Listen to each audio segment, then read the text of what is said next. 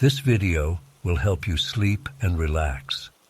But before we begin, I would like to know which city you're from and what time you're watching this. Now, subscribe to the channel, relax, and let's begin. The bell above the door chimed, and I looked up to see a man I'd never seen before. He was tall, with dark hair and intense eyes that seemed to bore right through me. Something about him immediately put me on edge, but I brushed it off. This was a small town. Everyone knew everyone, so new faces always stood out. "Evening," I said, forcing a smile. "What can I get for you?" He slid into a booth, never taking his eyes off me. "Coffee black," he replied. His voice was low and gravelly. "And your name, sweetheart?" I hesitated before answering. "It's Kathy," I said, gesturing to my name tag. "Kathy," he repeated slowly, like he was savoring the word. "I'm Nolan. Nice to meet you, Kathy." As I poured his coffee, I could feel his eyes on me. It made my skin crawl. I tried to busy myself with cleaning and prep work, but he kept trying to make conversation. "So, Kathy, you work here often?" "Just the late shift," I replied curtly. "Must get pretty lonely out here all by yourself." I didn't respond, just gave a non-committal shrug. "What time you get off?" he pressed. "We close in 15 minutes, I said, glancing at the clock. I couldn't wait for this guy to leave. But as closing time approached, Nolan showed no signs of going anywhere. He nursed that single cup of coffee, watching me intently. My unease grew with each passing minute. Finally, I worked up the nerve to tell him we were closing. "Sir, I'm going to have to ask you to finish up. We're shutting down for the night." He drained the last of his coffee and stood up. "Of course, darling. Wouldn't want to keep you." He tossed some bills on the table. "You have yourself a good night now, Kathy. I'm sure I'll be seeing you again real soon." The way he said it sent chills down my spine. I watched him walk out to the parking lot and get into a beat-up pickup truck. Only when his taillights disappeared down the road did I let out the breath I'd been holding. I quickly locked up and practically ran to my car, fumbling with my keys. The parking lot was dark and deserted. As I pulled out onto the main road, I kept checking my rearview mirror, half expecting to see headlights following me. About a mile from the diner, I heard a loud pop and felt my car lurch to the side. Cursing under my breath, I pulled over to the shoulder. A flat tire, just what I needed to cap off this creepy night. I got out to assess the damage, using my phone as a flashlight. That's when I saw it. A jagged piece of metal sticking out of my front tire. This wasn't just a random flat. Someone had deliberately punctured it. My heart started racing as I whipped around, scanning the dark road. There was no one in sight, but I had the sickening feeling I wasn't alone. With shaking hands, I pulled out my phone to call for help. Before I could dial, headlights appeared in the distance, growing brighter as they approached. Relief washed over me. Maybe it was someone who could help, but as the vehicle slowed to a stop behind me, my blood ran cold. It was the same pickup truck from the diner. Nolan stepped out, a predatory grin on his face. "Well now, what are the odds? Looks like you could use some help there, Kathy." I backed away, clutching my phone. "I'm fine, thanks. I've already called for assistance." It was a lie, but I hoped it would deter him. He chuckled, taking a step closer. Now, no need to fib. I know you haven't called anyone yet. Why don't you come on over here and let me take a look at that tire?" "Stay back," I warned, my voice trembling. "I'm calling the police." His expression darkened. "I don't think you want to do that, sweetheart. Why don't you just put the phone down and we can have a nice little chat?" I fumbled with my phone, trying to dial 911 without taking my eyes off him. He lunged forward suddenly, grabbing for my wrist. I jerked away, but he was faster. In one swift motion, he snatched the phone from my hand and hurled it into the woods beside the road. "Now then," he said, his voice eerily calm, "let's try this again. Why don't you step away from the car?" I was trapped between Nolan and my disabled vehicle. My mind raced, searching for a way out. That's when I remembered. I had a small canister of pepper spray in my glove compartment. If I could just get to it. "Okay," I said, trying to keep my voice steady. Just give me a second." I inched towards the driver's side door, my hand reaching for the handle. Nolan watched me closely, a smirk playing on his lips. He thought he had me cornered. In one desperate move, I yanked open the door and lunged for the glove box. I heard Nolan curse behind me as I fumbled for the pepper spray. My fingers closed around it just as I felt his hand grab my ankle. I spun around, aiming the canister at his face. "Back off!" I screamed, and pressed down on the nozzle. Nolan howled in pain, staggering backward and clawing at his eyes. I didn't waste a second. I slammed the car door shut and locked it, then scrambled over to the passenger side, putting as much distance between us as possible. Through the windshield, I could see Nolan thrashing around, bellowing in rage. He slammed his fists against the hood of my car. "You little bitch!" he roared. "I'm gonna make you pay for that." Terrified, I searched frantically for anything I could use to defend myself. My eyes fell on the center console, my spare phone. I always kept an old backup phone in the car for emergencies. With trembling hands, I powered it on and dialed 911. "911, what's your emergency?" "Please help me," I whispered urgently. "I'm on Highway 9, about a mile east of Joe's Diner. There's a man trying to attack me. He punctured my tire and I'm trapped in my car." "Ma'am, stay calm. We're dispatching officers to your location now. Can you describe the attacker?" I glanced out the window. Nolan had stopped pounding on the car, but he was pacing nearby, rubbing his eyes and muttering to himself. "White male, dark hair, probably in his 40s. He's driving a blue pickup truck." "Okay, ma'am. Officers are on their way. Stay in your vehicle and—" Suddenly, there was a deafening crash. Nolan had picked up a large rock from the roadside and smashed it through my passenger window. Glass rained down on me as I screamed. "I told you not to call the cops, you stupid girl," Nolan snarled, reaching through the broken window. I dropped the phone and scrambled to the other side of the car, but there was nowhere to go. Nolan's fingers grazed my arm as I pressed myself against the driver's side door. Just then, I heard the blessed sound of sirens in the distance. Nolan heard them too. He hesitated for a split second, then cursed and withdrew his arm. "This isn't over," he hissed. Then he turned and sprinted back to his truck. I watched, shaking uncontrollably, as Nolan peeled out onto the highway and sped off into the night. Moments later, 2 police cruisers came roaring up, lights flashing. The next few hours passed in a blur. The police took my statement, searched the area, and put out an APB for Nolan's truck. They escorted me home and stationed an officer outside my house for the night. In the days that followed, I gave a fuller statement to the detectives and worked with a sketch artist. They found my phone in the woods where Nolan had thrown it and were able to pull fingerprints from my car. But despite their efforts, Nolan seemed to have vanished into thin air. I couldn't sleep. Every time I closed my eyes, I saw Nolan's face leering at me through the broken window. I jumped at every sound, convinced he was coming back to finish what he'd started. After a week, I couldn't take it anymore. I quit my job at the diner and moved in with my sister in another town.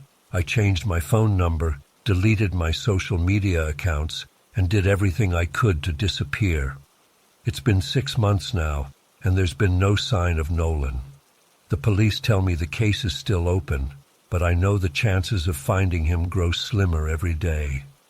Sometimes I wonder if I imagined the whole thing, if maybe I just let my imagination run wild that night at the diner. But then I look at the small scar on my arm, where a shard of glass cut me, and I know it was all too real. I still check my tires before every drive. I still carry pepper spray everywhere I go, and I still wake up in a cold sweat some nights, hearing Nolan's last words echoing in my head. This isn't over. I don't know if I'll ever feel truly safe again, but I'm determined not to let that night define the rest of my life. I'm slowly rebuilding, trying to reclaim some sense of normalcy, but a part of me will always be that terrified girl trapped in her car, praying for the police to arrive before it was too late. If you're reading this, please be careful. Trust your instincts. And remember that sometimes the real monsters aren't hiding under your bed or in the shadows. Sometimes they walk right through the front door of a quiet little diner on a dark night.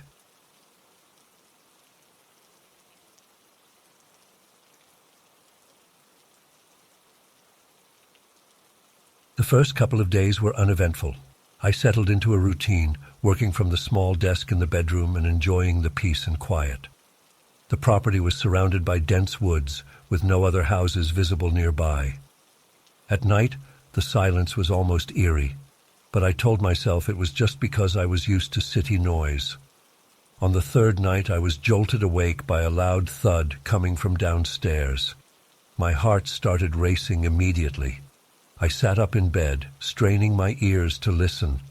For a few moments, there was nothing but silence. Then I heard it, the unmistakable sound of footsteps creaking on the old wooden floors. I froze in terror, my mind racing through possibilities. Had I forgotten to lock the door? Was it just the house settling? The footsteps continued, slow and deliberate, moving from room to room downstairs. This was no figment of my imagination.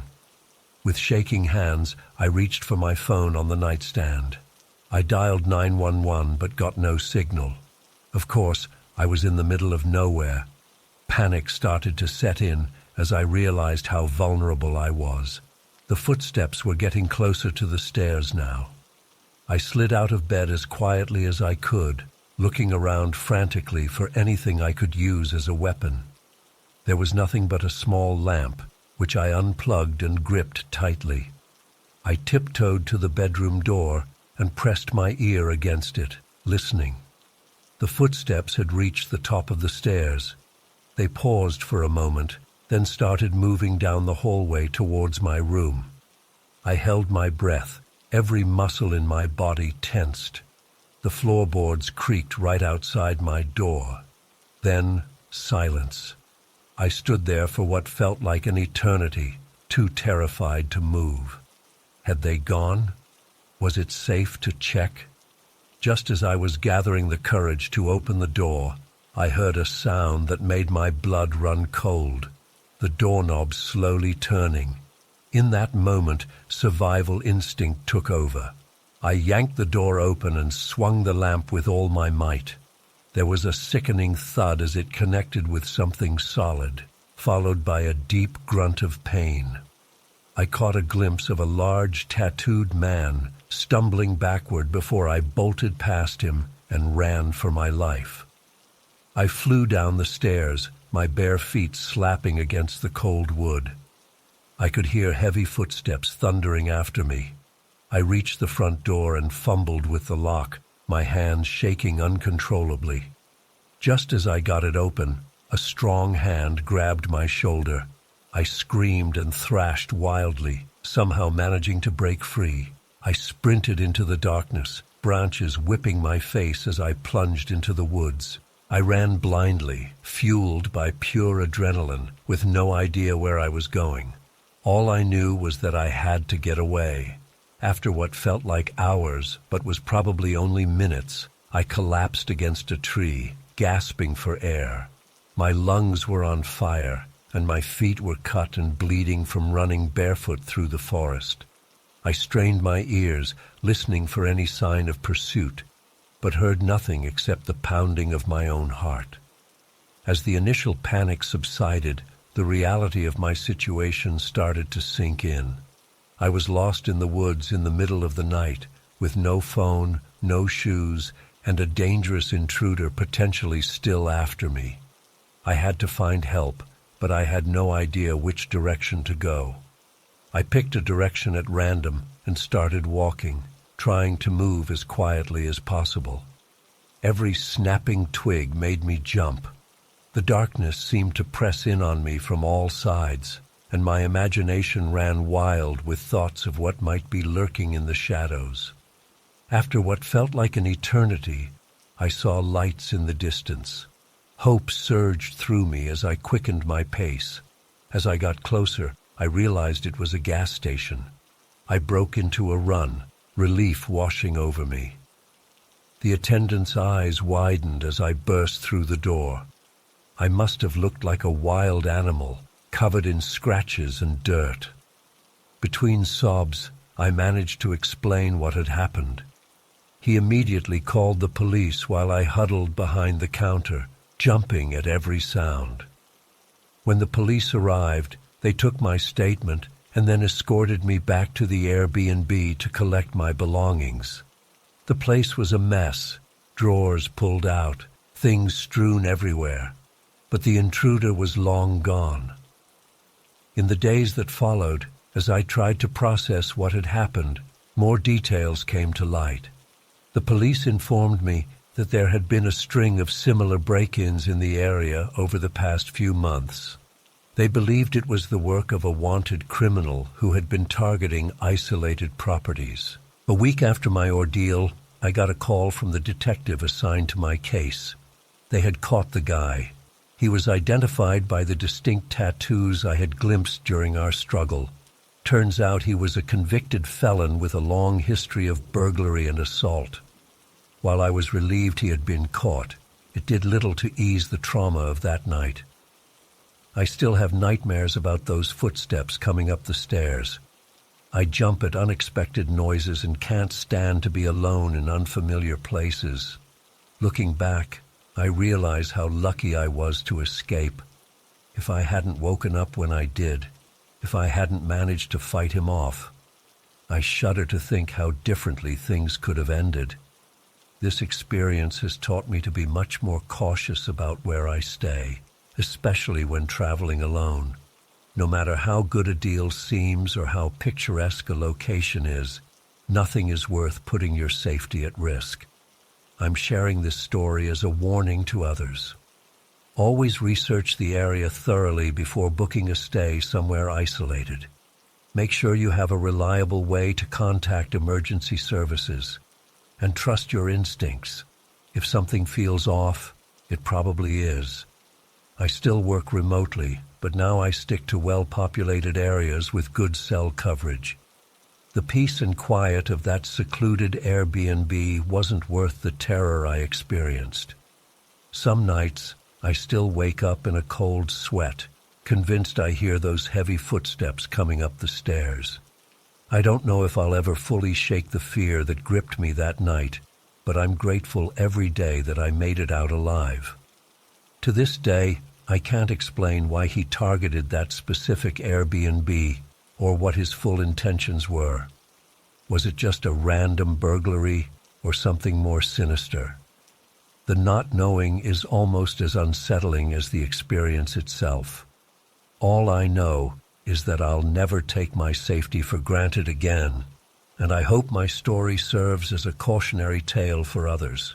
Be careful out there, and always prioritize your security over convenience or cost savings. You never know what dangers might be lurking in seemingly peaceful places.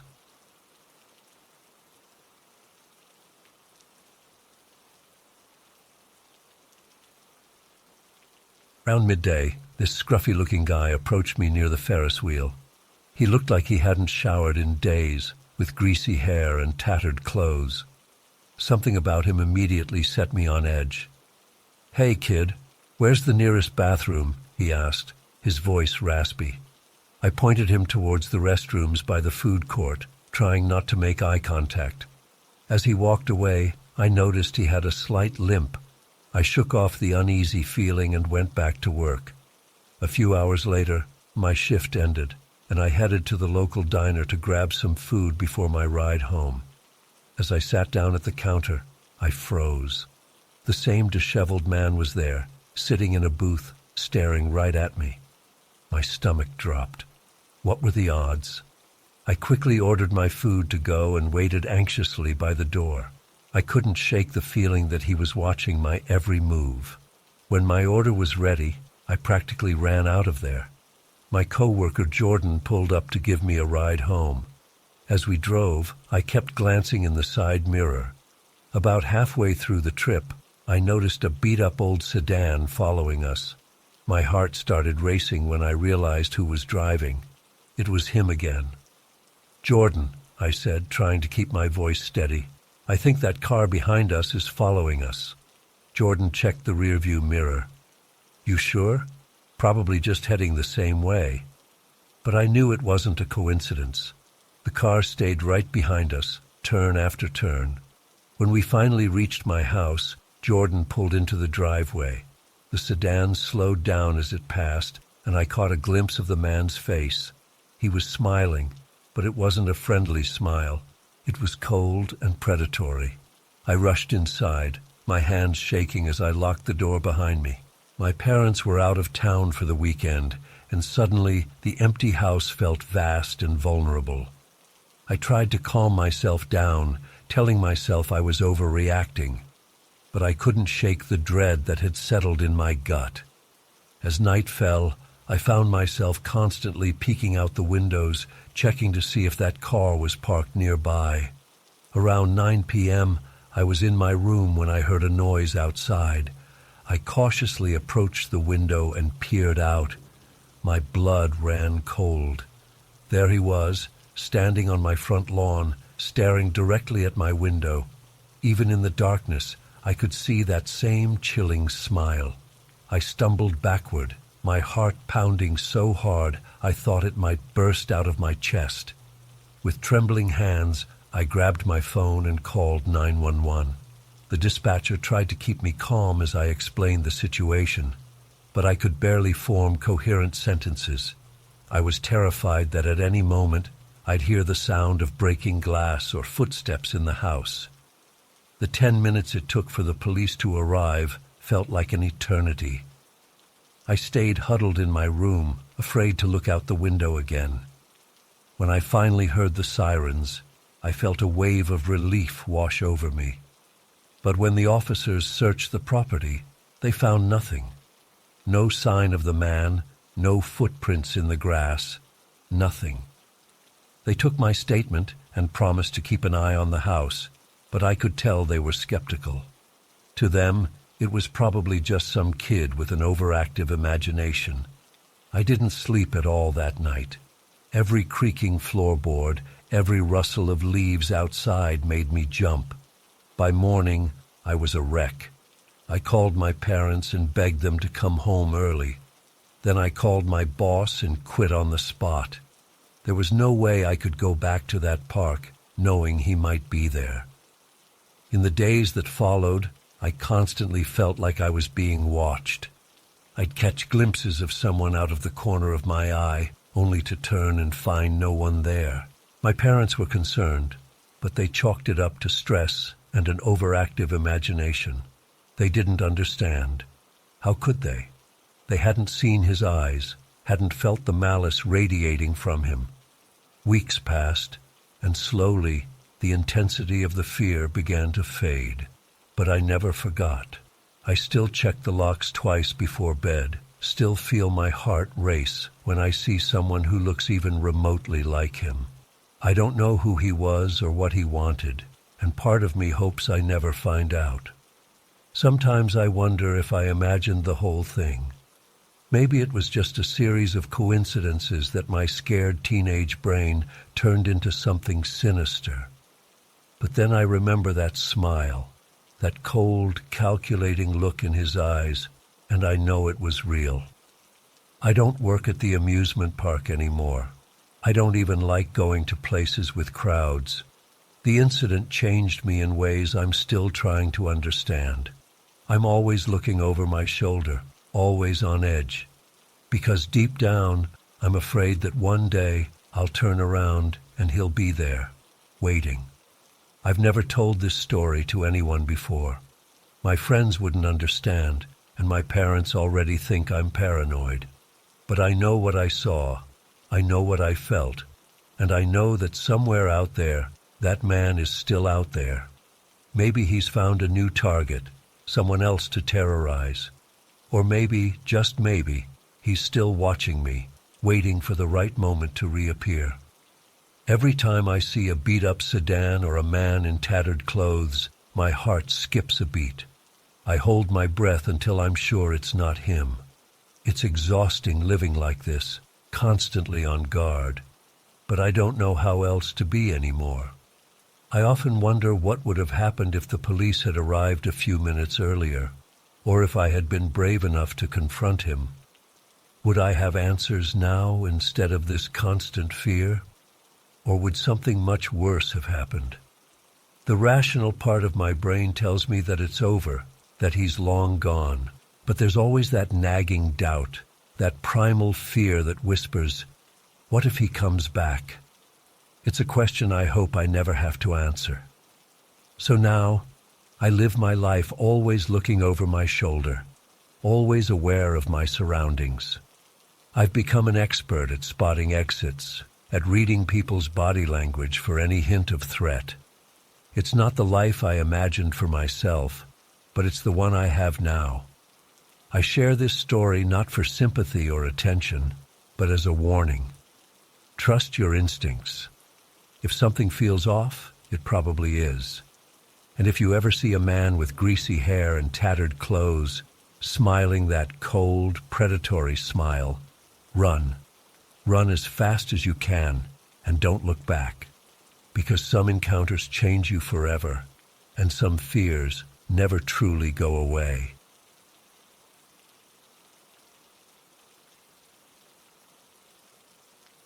As I pulled in, I immediately got an uneasy feeling.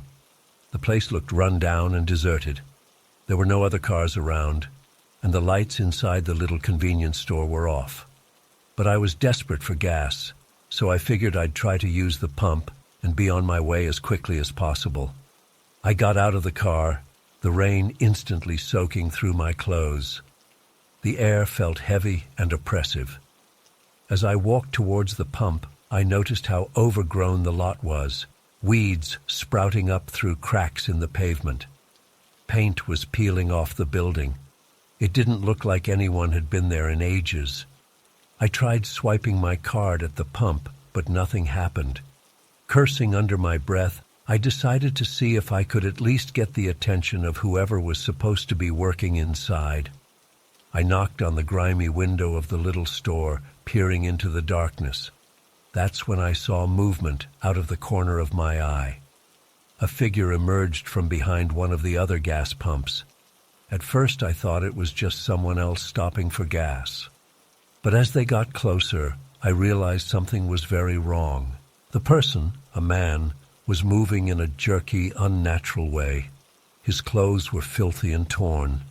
And his face. God, his face. It was gaunt and pale, with sunken eyes that seemed to glow in the dim light. My heart started racing. Every instinct was screaming at me to run, but I was frozen in place as this thing shuffled towards me. When it was about 10 feet away, I saw something glinting in its hand, a knife. That snapped me out of my paralysis. I bolted for my car, fumbling with the keys as I ran. I could hear ragged breathing and uneven footsteps behind me. Just as I reached for the door handle, I felt something whiz past my head. The knife had just barely missed me. I dove into the driver's seat and slammed the door, locking it instantly. The creature was right outside my window now, pounding on the glass with inhuman strength. Its mouth was open in a silent scream, revealing blackened teeth. I've never been so terrified in my life. With shaking hands, I managed to get the key in the ignition and start the car. I floored it out of there, tires squealing. In my rearview mirror, I saw the thing chasing after me for a few seconds before I lost sight of it in the darkness and rain. I didn't stop driving for hours. My mind was reeling, trying to process what had just happened. Had I imagined it? Was I losing my mind? When I finally felt safe enough to pull over at a well-lit rest stop, I got out to inspect my car. That's when I saw it. A long scratch down the side, right where that thing had been clawing at my window. It wasn't a dream. It had been real. The next day, still shaken, I went to the local police station to report what happened. The officers exchanged worried glances as I told my story. Then one of them pulled out a file and showed me some old newspaper clippings. Turns out that gas station had been abandoned for over a decade. There had been a string of disappearances in the area back then, mostly drifters and long-haul truckers. The cases were never solved. I asked them if there had been any other reports of something still being out there. They wouldn't give me a straight answer, just told me to be careful on the back roads at night. As I was leaving, one of the older cops pulled me aside. He looked me dead in the eye and said, "Whatever you saw out there, son, sometimes it's best not to go looking for explanations. Just be grateful you made it out alive." I've tried to put it behind me, to convince myself there must be some logical explanation. But late at night, when I close my eyes, I still see that horrifying face pressed against my car window. I still hear those inhuman screams, and I wonder, what would have happened if I hadn't been able to get away? What did that thing want from me? There are things out there in the darkness that defy explanation, things that shouldn't exist, but somehow do. I never believed in monsters before that night. Now, I'm not so sure. All I know is that I'll never stop at an isolated gas station again. And whenever I'm driving on a lonely road at night, I can't shake the feeling that something is out there, watching and waiting for its next victim. I keep replaying every detail in my mind, looking for some clue I might have missed. The way the rain was coming down in sheets, obscuring my vision. The eerie quiet of that abandoned lot, broken only by the sound of my own panicked breathing. The putrid smell that hit me when that thing got close, like rotting meat and stagnant water. I remember how its skin seemed to hang loosely on its frame, as if it was wearing a suit that was several sizes too big. Its movements were so unnatural, jerky and spasmodic one moment, unnervingly fluid the next. And those eyes, they weren't human eyes. They were too large, too bright in the darkness. When they locked onto me, I felt like I was being sized up by a predator. Sometimes I wonder if I imagined the knife. It happened so fast, and it was so dark. But then I look at that long scratch on my car door, and I know it was real. I can still hear the metallic scrape as it just barely missed my head. The worst part is not knowing why. Why was that thing there? What did it want from me? Was it just trying to kill me, or was there some other motive? The cops seemed to know more than they were letting on, but they wouldn't tell me anything concrete. It's the not knowing that really gets to me. I've tried researching the area, looking for any similar stories or unexplained phenomena. But there's nothing definitive, just vague urban legends and conspiracy theories. Part of me wants to go back there in the daylight, to see the place for myself. But a bigger part of me is terrified of what I might find. I keep wondering about those missing people from years ago. Did they encounter the same thing I did? Did they manage to escape like me? Or were they not so lucky? Are there others out there who've had similar experiences but are too afraid to come forward? It's changed the way I see the world. I used to feel safe, secure in my understanding of reality. Now I know there are things out there that defy explanation, things that lurk in the shadows, just out of sight. I find myself constantly looking over my shoulder, jumping at every unexpected sound. I try to tell myself it was just a one-time thing, a freak occurrence. But deep down, I'm not so sure. What if there are more of those things out there? What if they're spreading, waiting for unsuspecting travelers to stumble into their traps? I know how crazy all this sounds. If someone had told me this story a year ago, I would have thought they were making it up or hallucinating. But I know what I saw. I know what I experienced, and I'll never be the same because of it. So if you're ever driving through rural Pennsylvania late at night and you see an old, abandoned-looking gas station, just keep driving. Don't stop, no matter how low your gas tank is, because you never know what might be waiting for you in the darkness. And trust me, you don't want to find out.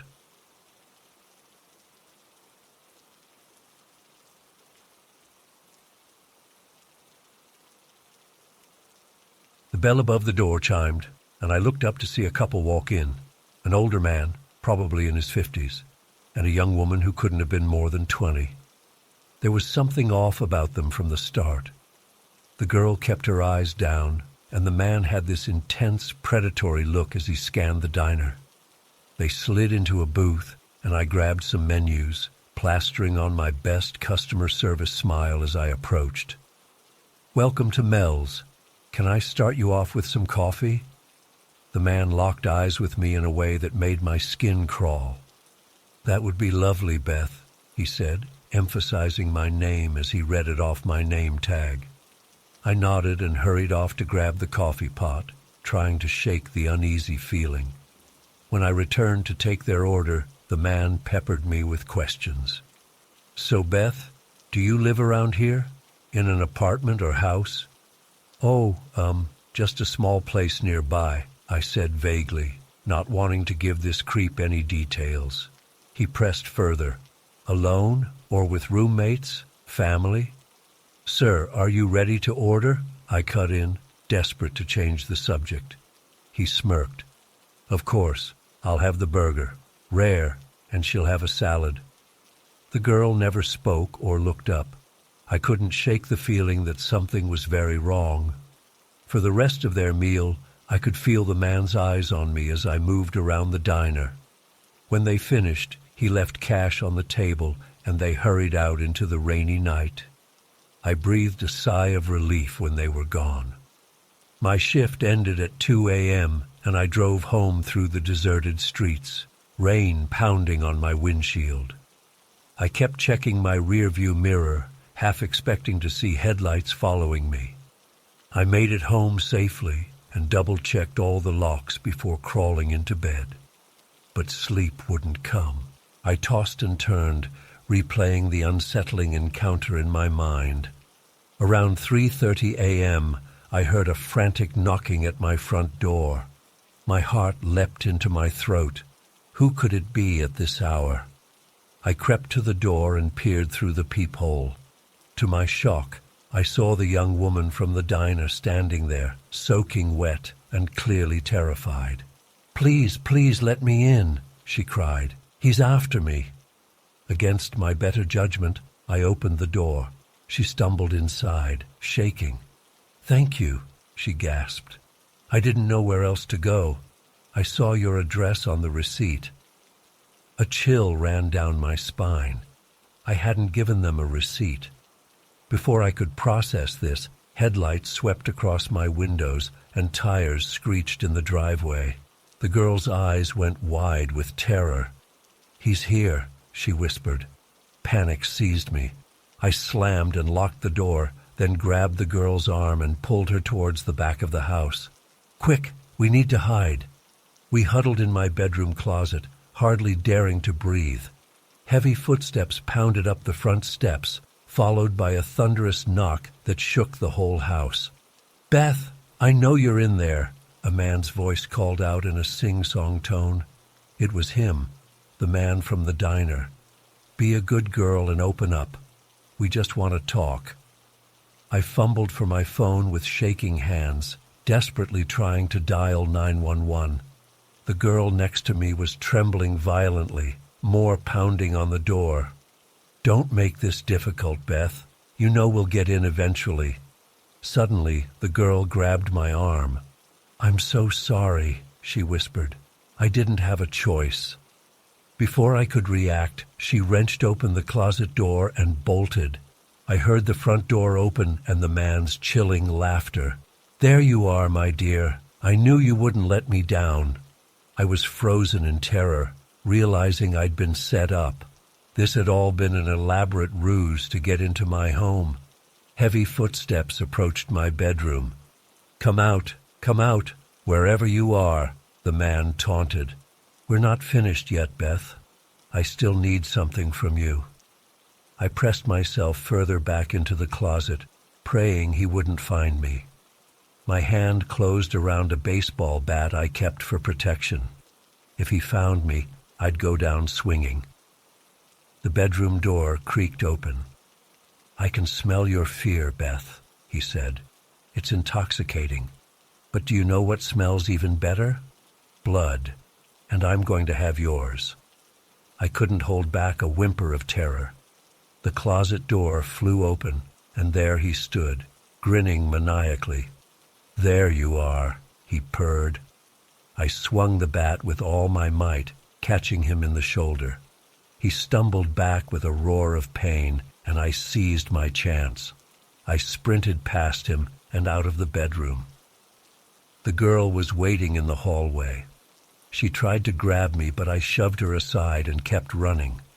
I made it to the front door and fumbled with the locks, heart pounding in my ears. Just as I got the door open, a hand seized my hair and yanked me backwards.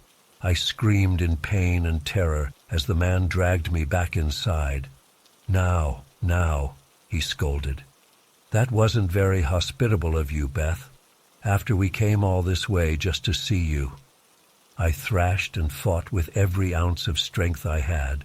We crashed into the coffee table, sending magazines and mugs flying. Suddenly, red and blue lights flashed through the windows. Sirens wailed, growing louder by the second. "Shit," the man cursed. He released me and I crumpled to the floor, gasping for air. "We need to go, now," he barked at the girl. They bolted out the back door just as police cruisers screeched to a halt in my driveway. Officers swarmed into the house, guns drawn. I sobbed with relief as a kind-faced policewoman helped me to my feet. "Are you all right, ma'am? What happened here?" Through my tears, I recounted the terrifying ordeal. They took my statement and dusted for fingerprints, but found no trace of the intruders beyond some muddy footprints. "We'll increase patrols in the area," the officer assured me, "but I'd recommend staying with family or friends for a while, just to be safe." I nodded numbly, still in shock. They offered to call someone for me, but I insisted I was okay to drive to my parents' house nearby. As I was gathering some clothes and essentials, an officer called me to the front door. "Miss Thompson, you need to see this." There, scrawled on my door in what looked horribly like blood, was a message. "Thanks for your service, Beth. We'll be seeing you again soon." I staggered back, my legs giving out. This couldn't be happening. It had to be a nightmare. But it was all too real. I packed up my car that very night and drove straight to my parents' house 2 towns over. I quit my job at the diner and started looking for a new place to live, far away from here. It's been 3 weeks and the police still have no leads. I jump at every sound and can't sleep without the lights on. I'm terrified that they'll find me again, that next time I won't be so lucky. I don't know who they were or what they wanted from me, but I know I'll never forget those cold, hungry eyes or that chilling promise. We'll be seeing you again soon.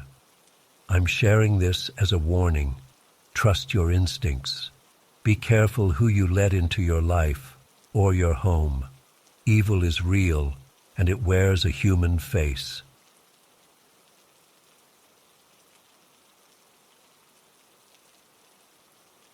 My buddy Chris and I had been planning to go hiking in the woods near his family's cabin for weeks. We were both feeling antsy after being cooped up all winter and were itching to get outdoors. The cabin was pretty remote, about a 2-hour drive from the nearest town, deep in the forest. We figured we'd have the whole place to ourselves. We arrived at the cabin late Friday evening and spent the night drinking beers and catching up. The next morning, we woke up early, packed some snacks and water, and set out to explore. Chris mentioned he'd heard rumors of an old abandoned settlement somewhere in the woods, maybe a few miles from the cabin. Neither of us had ever come across it before, but we thought it would be cool to try to find it. We hiked for a couple hours, enjoying the crisp spring air and the sound of birds chirping in the trees. Eventually, the trail started to get more overgrown, and we had to push through some thick underbrush. Just as I was about to suggest we turn back, we emerged into a small clearing and saw what looked like the remains of an old wooden structure. "Holy shit, I think this is it," Chris exclaimed. We walked closer and saw that it was indeed the ruins of an old cabin or house. The roof had long since caved in, and vines were growing up the walls, but you could still make out the basic shape. As we looked around, we realized there were more structures visible through the trees. We'd stumbled upon a whole little abandoned community, maybe 8-10 small houses, and what looked like it might have been a general store or meeting hall. It was eerie how nature had started to reclaim everything. Most of the buildings were in pretty bad shape, but a couple looked like they were still somewhat intact. "Dude, this is insane," I said. "I wonder how long it's been abandoned, and why did everyone just leave?" Chris shrugged. "No idea, but let's check it out." We spent the next hour or so poking around the abandoned buildings. Most were too unstable to go inside, but we peered in through broken windows and doors. It was fascinating to see all the old furniture and belongings that had been left behind: rotting mattresses, rusted kitchen appliances, faded curtains. It felt like we'd stepped back in time. The last building we came to was in better shape than the others. It was a small 2-story house set back a bit from the others. The front door was ajar, so we decided to venture inside. The floorboards creaked ominously under our feet as we entered what must have been the living room. Dust particles danced in the streams of sunlight coming through the grimy windows. "Hello?" Chris called out jokingly. "Any ghosts home?" I rolled my eyes at him. "Don't be an idiot. Let's just look around quick and then head back. This place is giving me the creeps." We made our way through the downstairs rooms, kitchen, dining room, what might have been a study. Everything was coated in a thick layer of dust and cobwebs. As we climbed the rickety stairs to the second floor, I couldn't shake the feeling that we were being watched. I told myself I was just being paranoid, but my skin was crawling. The upstairs hallway had 3 closed doors. Chris reached for the handle of the first one, but I grabbed his arm. "Wait," I whispered. "Did you hear that?" We both stood stock still, straining our ears. For a moment there was only silence. Then we heard it, the unmistakable sound of floorboards creaking, coming from behind the door at the end of the hall. My heart started racing. "There's someone in there," I hissed. Chris's eyes were wide. "It's probably just an animal that got in," he said, not sounding very convinced. "We should check." Before he could finish his sentence, the door at the end of the hall slowly began to open with a long, drawn-out creak. I felt like I couldn't breathe as I watched, frozen in place. A figure emerged from the shadows of the room, a man, tall and gaunt, with long matted hair and a scraggly beard. His clothes were tattered and filthy, but it was his eyes that made my blood run cold. They were wide and wild-looking, filled with a mixture of fear and desperation. For a moment we all just stared at each other in shock. Then the man took a halting step towards us, raising his hand as if reaching out. His mouth opened and he made a horrible rasping sound, like he was trying to speak, but had forgotten how. That snapped us out of our paralysis. Chris and I both yelled in terror and bolted for the stairs. I heard the man cry out behind us and the sound of his footsteps as he gave chase. We flew down the stairs, our feet barely touching the steps. I thought my heart was going to burst out of my chest. We raced out the front door and through the overgrown yard, not daring to look back. Branches whipped at our faces as we crashed through the underbrush, desperate to put as much distance between us and that house as possible. We ran until our lungs were burning and our legs felt like jelly. Finally, we collapsed on the ground, gasping for air. We looked at each other with wild eyes, both trying to process what had just happened. "What the fuck was that?" Chris panted. I shook my head, still trying to catch my breath. "I don't know, man. Holy shit. That guy, do you think he's been living there, in that abandoned house?" "I guess so." Jesus. He looked feral, like he'd gone crazy or something. We sat there for a while, slowly calming down as the adrenaline faded. Part of me wanted to just get the hell out of there and never come back.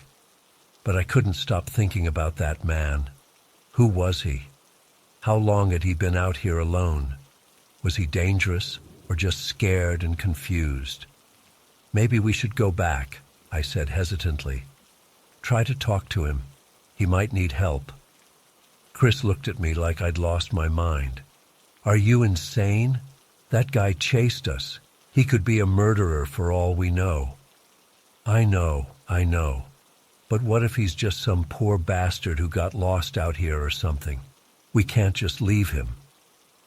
We argued back and forth for a while. In the end, we compromised. We'd go back to the edge of the abandoned settlement and call out, see if the man responded. But we wouldn't go near the house again. So we made our way carefully back through the woods. When we got close to the clearing, we started calling out. "Hello? Is anyone there? We don't mean any harm. Do you need help?" We waited, listening intently. But there was no response, just the rustling of leaves in the wind and the occasional bird call.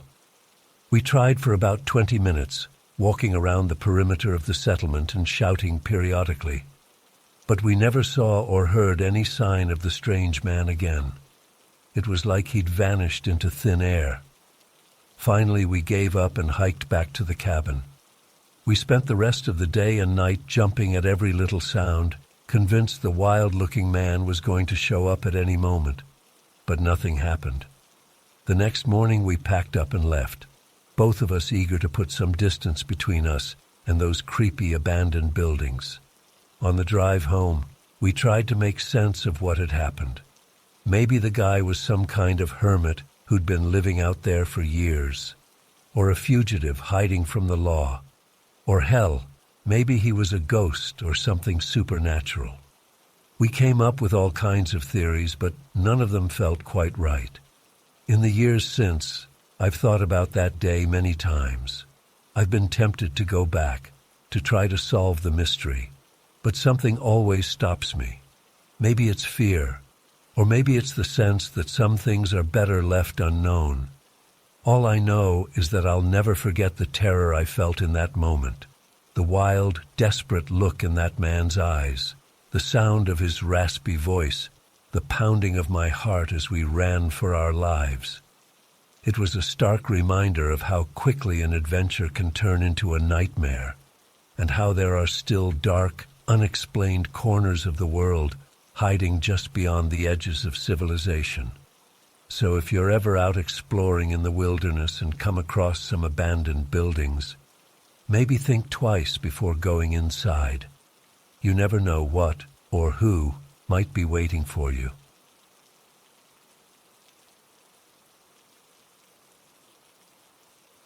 The first few days were exactly what I'd hoped for. Breathtaking views, invigorating hikes, and peaceful nights under the stars. On the fourth day, I struck up a conversation with another solo hiker named Jack at a scenic overlook. We chatted for a while about our routes and experiences so far. He seemed like a nice guy, experienced in the backcountry. We wished each other well and went our separate ways. The next afternoon, I arrived at the spot where I planned to camp for the night. As I approached the small clearing, something felt off. There was already a tent set up, which was odd since I hadn't seen anyone else on the trail all day. I called out a hello but got no response. I hesitated, unsure if I should investigate further or move on to find another campsite. Curiosity got the better of me, and I cautiously approached the tent. "Hello? Anyone here?" I called again. Still nothing. The tent flap was partially unzipped. I peered inside and saw a sleeping bag, some supplies, and a backpack that looked a lot like the one Jack had been carrying. A chill ran down my spine as I remembered him mentioning he'd be camping in this general area tonight. "Jack, you in there?" I asked, my voice sounding unnaturally loud in the quiet forest. No answer. I noticed a lantern sitting just outside the tent entrance. It was still warm to the touch, as if it had recently been used. All of Jack's gear seemed to be here, but there was no sign of Jack himself. An uneasy feeling settled in my gut. Where could he have gone without any of his supplies?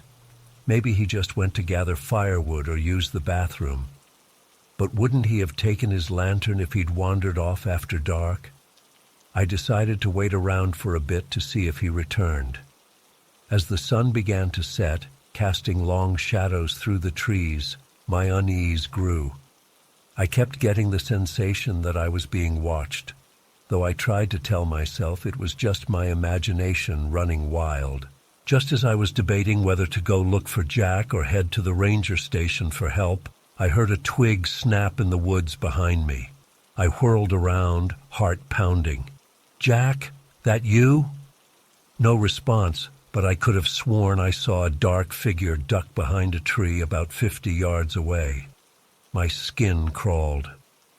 "Hello?" I called out, my voice shaking. "Is someone there?" Only the whisper of wind through the leaves answered me. I stood frozen, straining my eyes to see into the deepening gloom of the forest. Was that movement in the shadows, or just branches swaying? Suddenly, a blood-curdling scream pierced the twilight. It sounded human, but distorted somehow, filled with terror and pain. It seemed to be coming from deeper in the woods, in the direction I thought I'd seen the figure. Every instinct told me to run, to get as far away from here as possible. But what if it was Jack? What if he was hurt and needed help? "Jack!" I yelled, fumbling for my flashlight with trembling hands. "Where are you?" As I swung the beam of light toward the trees, my blood ran cold. For just an instant, I caught sight of something, a tall, impossibly thin silhouette, almost skeletally gaunt. But it moved with terrifying speed, darting behind a thick trunk before I could get a clear look. That was enough for me. I turned and ran, heart thundering in my chest. I sprinted down the trail, not caring where I was going as long as it was away from that thing in the woods. Branches whipped at my face and I tripped more than once, but raw fear kept me on my feet. I don't know how long I ran before I finally collapsed, lungs burning. As I caught my breath, the reality of my situation slowly sank in.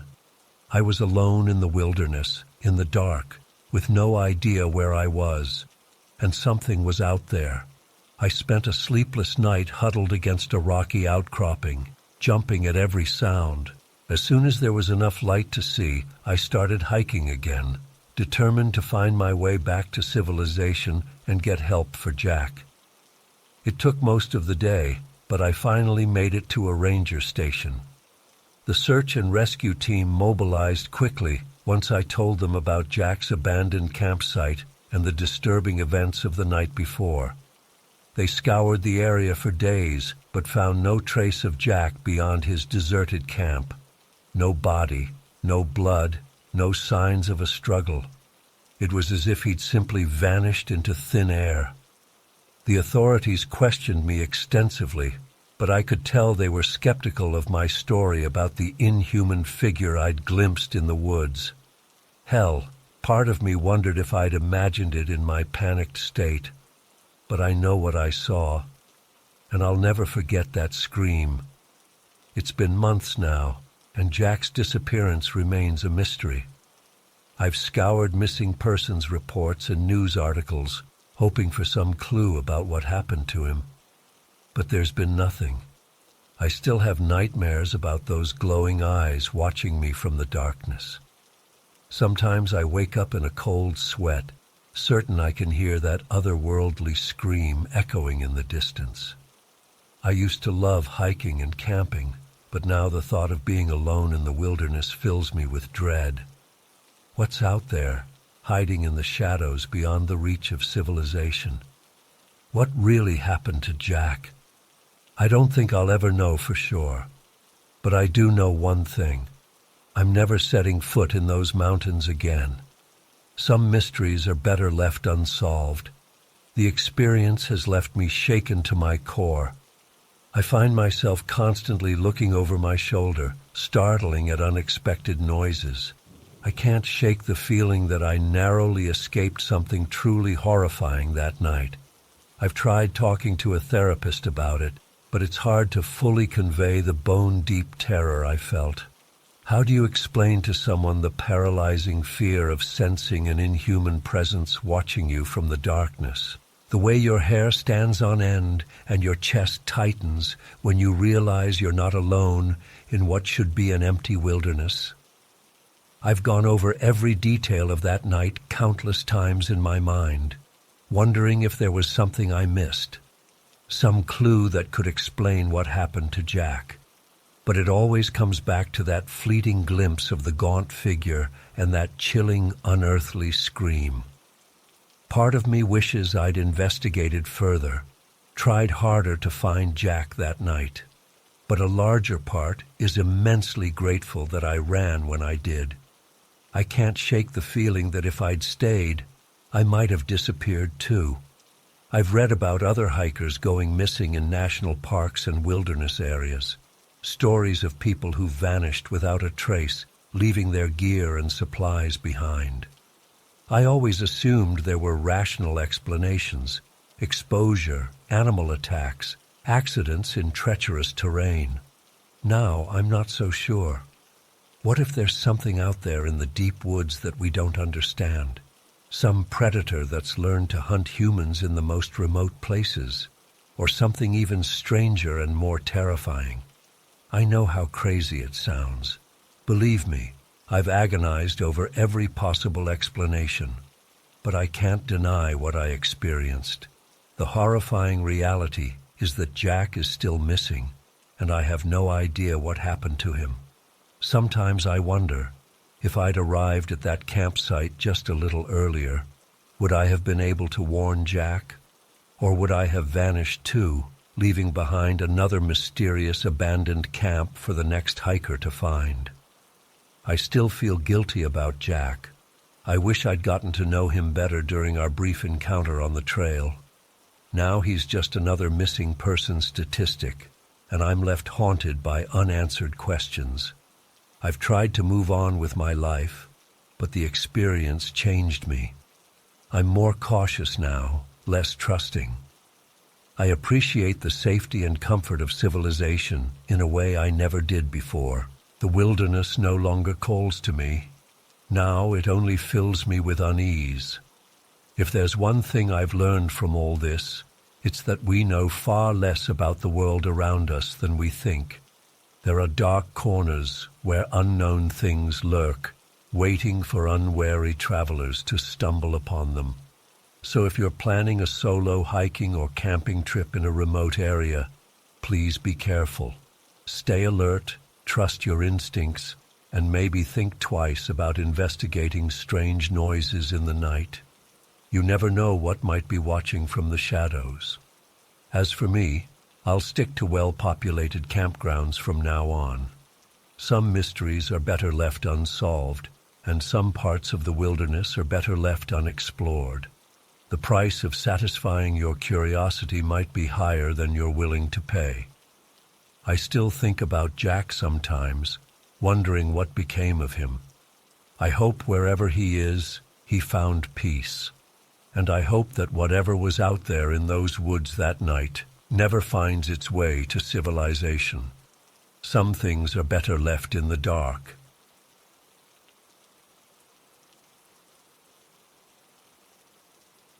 I travel a lot for work, mostly to small towns across the Midwest. This particular trip was to a tiny place called Millbrook, population maybe 2,000 on a good day. It's the kind of town where everyone knows each other and outsiders stick out like a sore thumb. I usually stay in hotels, but this time all the local motels were booked up for some fall festival. So I reluctantly booked an Airbnb, a little cottage on the outskirts of town. It seemed quaint in the photos, and the host had good reviews, so I figured it would be fine for a 2-night stay. I arrived in Millbrook late afternoon after a long drive. The streets were practically empty as I made my way to the address. Just as I was turning onto the street where the Airbnb was, I noticed a man walking on the sidewalk. He was tall and lanky, wearing a dark coat despite the warm weather. Something about him immediately put me on edge. As I drove past, he turned and stared directly at me. His eyes were intense, almost manic. I quickly looked away, but I could feel his gaze following my car. When I glanced in the rearview mirror, he had stopped walking and was still staring after me. A chill ran down my spine. I tried to shake off the uneasy feeling as I pulled up to the cottage. It was a small, weathered building set back from the road. Paint was peeling off the siding, and the yard was overgrown. Not exactly the charming place I'd seen in the listing photos. I grabbed my suitcase and laptop bag from the trunk and headed inside. The interior was basic, but clean enough. I set my bags down in the bedroom and did a quick walkthrough of the place. It was pretty bare bones, just a bedroom, bathroom, and combined kitchen-living area. As I was checking out the kitchen, movement outside the window caught my eye. My heart nearly stopped when I saw the man from earlier slowly walking past the house. He paused and looked directly at the cottage for several long seconds before continuing on. I quickly stepped away from the window, my pulse racing. It had to be a coincidence, right? Plenty of people take walks in their neighborhood, but something about his demeanor and the way he'd looked at the house felt deliberate and unsettling. I tried to calm myself down and focus on work. I had a big presentation the next day that I needed to prepare for, but I kept finding myself glancing nervously out the windows. The cottage suddenly felt very exposed and vulnerable. As night fell, my unease grew. Every little creak and sound from outside made me jump. I double-checked that all the doors and windows were locked. I even wedged a chair under the front doorknob for good measure. I worked late into the night, both to finish my presentation and to avoid going to sleep. Around 1 a.m., I finally crawled into bed, utterly exhausted. I left the bedside lamp on, not wanting to be in complete darkness. I must have dozed off eventually, because the next thing I knew, I was jolted awake by a loud thump. For a moment, I was disoriented, not remembering where I was. Then I heard another noise, the unmistakable sound of footsteps creaking on old floorboards. My blood ran cold as I realized someone was in the house. I lay frozen in bed, barely breathing, straining my ears. The footsteps were getting closer to the bedroom. Panic surged through me. I looked around frantically for a weapon, anything I could use to defend myself. But there was nothing within reach. The bedroom door slowly creaked open. A tall figure stood silhouetted in the doorway. Even in the dim light, I recognized the lanky build of the man I'd seen earlier. He took a step into the room. I could see he was holding something. It looked like a large knife. Terror gripped me. This couldn't be happening. My mind raced, trying to figure out how to escape. The window. It was my only chance. In one desperate move, I leapt from the bed and lunged for the window. I heard the man shout and run towards me. My trembling hands fumbled with the latch as his footsteps pounded across the room. Just as his hand grabbed my shoulder, I managed to wrench the window open. Without thinking, I dove headfirst out the opening. It was only a few feet drop, but I landed hard on the ground, the wind knocked out of me. I scrambled to my feet, gasping for air. Behind me, I could hear the man trying to squeeze through the window. Pure adrenaline propelled me forward as I sprinted across the yard and down the street. I ran blindly through the dark neighborhood, expecting at any moment to feel a hand grab me or a knife plunge into my back. But after a few blocks, when I risked a glance behind me, there was no one there. Still, I kept running until I reached the main street. The 24-hour diner was the only place with lights on. I burst through the doors, startling the lone waitress inside. "Please," I gasped, "call the police. Someone broke into my Airbnb. He had a knife." The waitress, bless her, didn't hesitate. She called 911 while I collapsed into a booth, shaking uncontrollably. The police arrived quickly. I gave them a statement and they went to check out the cottage. When they came back, their expressions were grim.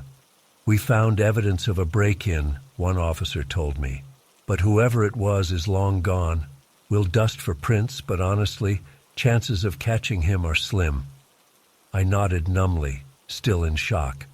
"Sir," the officer continued hesitantly, "based on what we found, we don't think this was a simple robbery attempt." I looked at him, confused. "What do you mean?" He shifted uncomfortably. "There was some equipment left behind. Rope, duct tape, that sort of thing. And your bags were dumped out, but nothing valuable was taken." A wave of nausea hit me as I realized the implications. This man hadn't just wanted to rob me. He had much darker intentions. The police took me to a hotel for the rest of the night and arranged for me to get my car and belongings the next day. I canceled my work meetings and left town as soon as I could. It's been months, but I still have nightmares about that night. I keep wondering, what if I hadn't woken up when I did? What would have happened to me? The police never caught the guy. Sometimes when I'm in public places, I find myself scanning faces, terrified I'll see him again. I can't shake the feeling that he's still out there somewhere. I don't know if he was targeting me specifically or if I was just in the wrong place at the wrong time. But the thought that he might have been watching me, waiting for the right moment to strike, makes my skin crawl. I've stopped traveling for work. I can't bring myself to stay in Airbnbs or small towns anymore. Even hotels don't feel safe. I'm jumpy and paranoid all the time now. I know logically that the chances of running into him again are slim, but the fear is always there, lurking in the back of my mind. Will I ever feel truly safe again? I don't know. All I know is that my life changed forever that night, and a part of me is still running, trying to escape what might have been.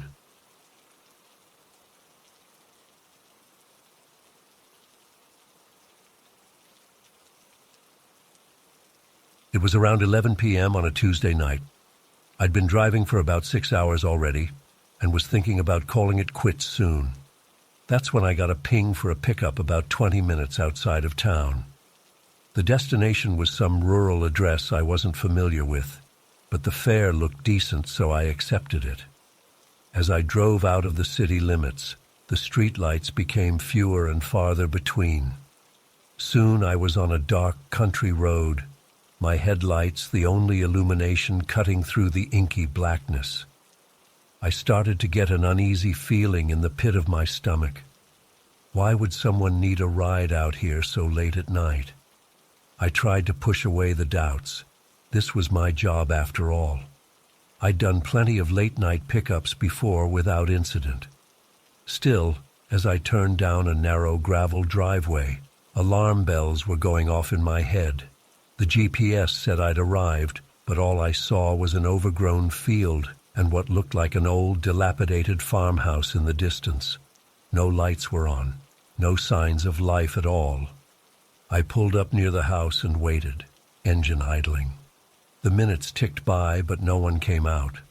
I was just about to cancel the ride when I saw movement out of the corner of my eye. A figure emerged from the shadows near the house. As it got closer, I could make out that it was a man. He was tall and thin, dressed all in black. Something about the way he moved seemed off, like his limbs were too long or jointed wrong. My heart started racing. Every instinct was screaming at me to get the hell out of there, but I forced myself to stay calm. Maybe this was just some eccentric old farmer. No need to panic. The man approached my passenger window. I rolled it down a crack, trying to keep my voice steady as I asked, "Uber for John?" He just stared at me for a long moment with these piercing eyes. Then his face split into a wide, unsettling grin. "Yes, that's me. Why don't you come inside? It's awfully cold out here." A chill ran down my spine. This definitely wasn't right. I stammered out some excuse about needing to stay with my car. The man's smile never wavered. "Oh, come now, don't be rude. I insist you join me inside. We have so much to discuss." As he spoke, he reached for the door handle. Panic exploded in my chest. I slammed the car into reverse and peeled out of there, gravel flying. In my rearview mirror, I could see the man still standing there, that horrifying grin plastered on his face. My hands were shaking so bad I could barely grip the wheel as I sped back towards the main road. What the hell had just happened? Who was that man? What did he want with me? Once I got back to a more populated area, I pulled over to try and calm down. That's when I noticed something that made my blood run cold. According to my Uber app, I had never accepted a ride out there. There was no record of the trip at all. I sat there for a long time, trying to make sense of it. Had I imagined the whole thing? But no, it had felt far too real. The gravel driveway, the decrepit farmhouse, that man's terrifying grin, it was all burned into my memory. Eventually I drove home, but I couldn't shake the feeling of dread that had settled over me. I tossed and turned all night, jumping at every little sound. The next day, I decided to drive back out there in the daylight. I had to know if I was going crazy or if it had really happened. I found the gravel driveway easily enough, but when I pulled up to where the farmhouse had been, there was nothing there, just an empty, overgrown field. No sign that a building had ever stood in that spot. I got out of my car and walked around, feeling dazed. How was this possible? I was so sure of what I'd seen the night before. The old wooden farmhouse, the broken windows, the sagging porch. It had all been right here. As I turned to leave, something caught my eye. Half hidden in the tall grass was a scrap of black fabric, fluttering in the breeze. I picked it up with trembling fingers. It was unmistakably a piece of the strange man's coat. I dropped it like it had burned me and ran back to my car. I peeled out of there and didn't look back. To this day, I have no explanation for what happened that night. Was it some kind of hallucination? A glitch in reality? Or something far more sinister? All I know is that I quit driving for Uber the very next day. No amount of money is worth the risk of another encounter like that. Sometimes late at night, I still see that man's eerie grin in my nightmares, and I wonder, what would have happened if I had gone inside that house? I try not to think about it too much, but a part of me knows that whatever was waiting for me in there, it wasn't human. and I'm beyond grateful that I trusted my instincts and got out of there when I did. So if you're ever driving late at night and get a request for a pickup in the middle of nowhere, just cancel the ride. It's not worth the risk. You never know what might be waiting for you out there in the darkness. I still drive for a living, but only during daylight hours now, and I avoid rural areas like the plague. Some nights when I'm lying in bed, I swear I can hear gravel crunching outside my window, or catch a glimpse of a tall, thin figure grinning at me from the shadows. I try to tell myself it's all in my head, that I'm safe now, and that night is far behind me. But deep down, a part of me wonders, did I really escape? Or is that thing still out there somewhere, waiting for another chance to lure me in? I guess I'll never know for sure. All I can do is be grateful for every day that passes without incident, and hope that whatever was in that farmhouse stays there, far away from me and anyone else who might stumble across it in the night. So that's my story. Believe it or not, it's up to you. But take it from me, be careful out there, especially when driving at night in unfamiliar places. You never know what kind of darkness might be lurking just beyond the reach of your headlights. Stay safe out there, folks. And if you ever find yourself face to face with a grinning stranger on a lonely country road, just drive away.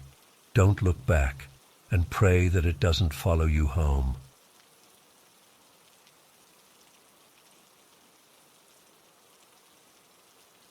My wife Emily and I had been planning our dream honeymoon for months. We wanted something secluded and romantic, away from the hustle and bustle of everyday life. After researching various options, we settled on renting a remote cabin in the forests of Washington state. The photos online looked absolutely perfect. A cozy wooden cabin nestled among towering pine trees with breathtaking mountain views. We were so excited as we packed our bags and made the long drive from our home in California. When we first arrived at the cabin, it seemed even more idyllic than we had imagined. The air was crisp and fresh, filled with the scent of pine. Birds chirped cheerfully in the trees surrounding us.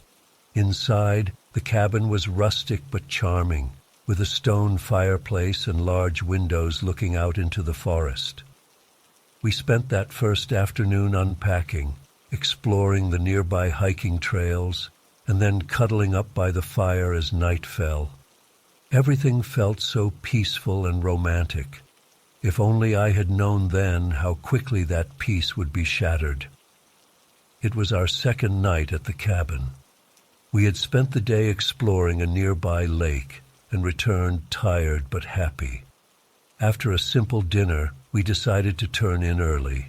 I remember drifting off to sleep feeling utterly content, with Emily's warmth pressed against me. I'm not sure exactly what time it was when I first woke up. Maybe around 2 a.m.? At first, I wasn't even sure what had disturbed me. Then I heard it, the unmistakable sound of footsteps crunching on the gravel outside our cabin. My body instantly tensed. I lay perfectly still, straining my ears. The footsteps continued, slow and deliberate, circling around the perimeter of the cabin. I gently shook Emily awake, putting a finger to my lips to keep her quiet. Her eyes widened in fear as she heard the footsteps too. We clung to each other, hardly daring to breathe. Who could possibly be out there at this hour? The cabin was miles from any neighbors or towns. The footsteps completed a full circle of the cabin, then paused near the front door. My heart was pounding so hard, I was sure whoever was out there must be able to hear it. After what felt like an eternity, the footsteps resumed, this time heading around to the back of the cabin. I whispered to Emily that I was going to peek out the window. She clutched my arm, shaking her head frantically, but I knew I had to try to see who was out there. Moving as silently as I could, I crept over to the window and cautiously pulled back the curtain a fraction of an inch. At first, I couldn't see anything in the darkness. Then a shadow moved, and I caught a glimpse of a figure standing at the edge of the tree line. It was too dark to make out any features, but something about the way it was standing there, perfectly still, sent chills down my spine. I let the curtain fall back and hurried back to Emily. "Did you see anything?" she whispered. I nodded, not trusting my voice. I didn't want to scare her more by describing the eerie figure I'd glimpsed. We sat in tense silence, listening. The footsteps had stopped. Maybe whoever it was had gone away. But then we heard a new sound that made my blood run cold. The creak of someone climbing the wooden steps to our front porch. Emily whimpered softly, and I pulled her close. I was torn between wanting to confront the intruder and being paralyzed with fear. Before I could decide what to do, we heard more creaking, this time from above us. There were footsteps on the roof. Emily started crying silently, her whole body shaking. I felt utterly helpless. Should I try to make a run for our car? But what if the intruder was armed? My mind raced through awful scenarios. The footsteps moved back and forth across the roof, sometimes slow and methodical, other times quickening to an unnerving pace. It went on for what felt like hours, though it was probably only 20-30 minutes. Just when I thought I couldn't take the tension anymore, the footsteps on the roof suddenly stopped. We waited, hardly breathing, straining to hear what would happen next. After a few minutes of silence, we heard the creak of the porch steps again, this time descending. More crunching footsteps on the gravel, moving away from the cabin. They grew fainter and fainter until we couldn't hear them at all. We stayed frozen in place for a long time after that, too scared to move. Finally, as pale dawn light began to filter through the curtains, I worked up the courage to check outside. The gravel around the cabin was undisturbed. There were no footprints, no sign at all that anyone had been there. With shaking hands, I called the local police. They arrived about 30 minutes later and did a thorough search of the property and surrounding forest. They found nothing suspicious and seemed skeptical of our story. I could tell they thought we were just an overly jumpy couple freaked out by normal forest sounds. But I know what we heard that night, and I'll never forget that shadowy figure I glimpsed standing at the edge of the trees, watching our cabin. We cut our honeymoon short and left that same day. I couldn't stand the thought of spending another night there. For weeks afterwards, I had trouble sleeping. Every little noise would jolt me awake in a panic. Even now, months later, I still sometimes wake up in the middle of the night, my heart racing, convinced I hear footsteps circling our house. I don't know who or what was out there that night. Maybe it was just some weirdo trying to scare us. But sometimes I wonder, what if we hadn't woken up? What if we hadn't stayed alert and called the police? I can't shake the feeling that something truly sinister was going to happen, and we only narrowly escaped. I used to love the idea of secluded cabins in the woods. Now, the thought fills me with dread. I don't think I'll ever be able to enjoy that kind of isolation again, because now I know that even in the most remote places, you're never truly alone, and you never know who or what might be lurking just beyond the trees, waiting for the perfect moment to strike.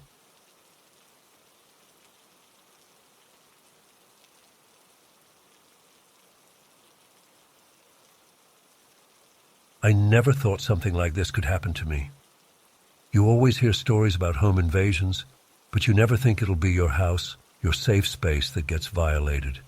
But that's exactly what happened to me, and I'm still struggling to process it all. It was just another Friday night. I had invited some friends over for our weekly game night. We'd been doing this for months, always gathering at my place since I had the biggest house. 4 bedrooms, perfect for hosting. As usual, we were all crammed into the living room, laughing and trash-talking over Mario Kart. I remember glancing at the clock. It was just past 10 p.m. That's when I first noticed something off. It was subtle at first, just a feeling of unease creeping over me. I tried to shake it off, focusing on the game, but I couldn't quite relax. About 20 minutes later, during a break between races, I heard it. A soft thud from upstairs. My friends were all downstairs, so I knew it couldn't be one of them. I froze, straining my ears. For a moment, there was nothing. Then I heard it again, the unmistakable sound of footsteps. My heart started racing. I tried to stay calm, not wanting to alarm my friends. "Hey guys, I think I left something upstairs. Be right back," I said casually, hoping my voice didn't betray my panic. As I climbed the stairs, my legs felt like lead. The upper floor was dark, and I hesitated before flicking on the hallway light. The sudden brightness made me squint, and for a split second, I saw it. A shadow darting across the far end of the hallway, disappearing into one of the spare bedrooms. I stood there, paralyzed with fear. My mind was reeling, trying to make sense of what I'd just seen. It couldn't be real, right? Maybe it was just my imagination playing tricks on me. But deep down, I knew what I'd seen. With shaking hands, I pulled out my phone and dialed 911. I whispered frantically to the operator, explaining the situation. They told me to get everyone out of the house immediately and wait for the police to arrive. I rushed back downstairs, trying to keep my composure. "Guys, we need to leave. Now." My friends looked at me, confused. "What's going on?" one of them asked. "I'll explain outside, but we need to go, please." Something in my voice must have conveyed the urgency, because they didn't argue. We quickly filed out of the house and waited on the front lawn. The minutes felt like hours as we stood there in the cool night air, waiting for the police to arrive. When the cops finally showed up, they entered the house with guns drawn. The wait was agonizing. After what felt like an eternity, they emerged and confirmed my worst fears. There had indeed been an intruder in the house, but what they told me next made my blood run cold. The spare bedroom, the one I never used, showed signs of long-term occupancy. Whoever had been in there hadn't just broken in that night. They had been living there for weeks. The realization hit me like a ton of bricks. All those times I'd been home alone, sleeping peacefully in my bed, there had been a stranger just down the hall. All those showers I'd taken, all those private conversations I'd had on the phone, someone had been there, listening, watching. The police found evidence that the intruder had been sneaking out during the day, probably when I was at work, and returning at night. They'd been careful, meticulous even, in covering their tracks. If it hadn't been for that one mistake, that one moment of carelessness during our game night, who knows how long it could have gone on. The spare room was a nightmare come to life. The closet was filled with food wrappers and empty water bottles. There was a makeshift bed made from blankets and pillows stolen from the linen closet. But the worst part was the wall. It was covered in small marks, like someone had been keeping track of the days, counting, waiting. The police never caught the intruder. They vanished into the night, leaving behind only the haunting evidence of their prolonged stay. The investigation turned up nothing, no fingerprints, no DNA, no clues as to who this person was or why they had chosen my house. It's been months since that night, but I still can't shake the feeling of violation. I've installed security cameras, changed all the locks, even considered moving. But the damage is done. My sense of safety, of home, has been shattered. Every creak in the night, every shadow in the corner of my eye sends my heart racing. I find myself constantly checking and rechecking locks, peering into empty rooms, unable to shake the feeling that I'm being watched. The worst part is the not knowing. Who were they? Why my house? What were their intentions? These questions haunt me, keeping me up at night. I've gone over every interaction, every moment from the weeks leading up to that night, searching for clues I might have missed. Did I pass them on the street without realizing it? Did they watch me come and go, learning my routines? The idea that someone could invade my life so completely, without me having the slightest clue, is terrifying. I've tried talking to a therapist, but it's hard to explain the depth of this violation to someone who hasn't experienced it. How do you describe the feeling of knowing that your most private moments weren't actually private at all? That while you slept, showered, cried, laughed, someone was there, silent and unseen, bearing witness to it all? My friends have been supportive, but I can see the worry in their eyes. They're concerned about how paranoid I've become, how I jump at every little sound. But how can I explain to them that my paranoia feels justified? That the unthinkable has already happened once and could happen again? I've thought about reaching out to others who've gone through similar experiences, hoping to find some sense of understanding or closure. But each story I read online only serves to fuel my fears, reminding me of how vulnerable we all are. Sometimes, in my darkest moments, I find myself wondering if it's really over. What if they come back? What if they're still watching, waiting for the right moment to return? I know it's irrational, but I can't help it. The fear has taken root, growing like a weed in the garden of my mind. I've tried to reclaim my space, to make it feel like home again. I've repainted, rearranged furniture, even sage-smudged the entire house, a friend's suggestion. But no matter what I do, I can't erase the memory of that night, or the knowledge of what had been happening right under my nose for weeks. The spare room remains empty. I can't bring myself to use it, or even to go inside. It stands as a silent reminder of my ordeal, a space forever tainted by the presence of an unknown intruder. Sometimes I think about sealing it off completely, pretending it doesn't exist.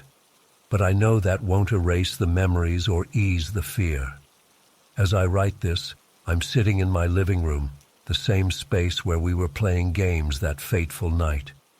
The house is quiet, but not peaceful. Every little noise makes me tense up, ready to flee at a moment's notice. I don't know if I'll ever feel truly safe here again. I share this story not to scare anyone, but as a warning. We like to think we're safe in our homes, that the locks on our doors and the walls around us can keep the outside world at bay. But my experience has shown me how fragile that security really is, how easily it can be breached without us even realizing it. So please, be vigilant.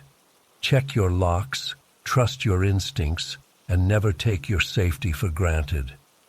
Because you never know who might be lurking in the shadows, just waiting for the right moment to make themselves known.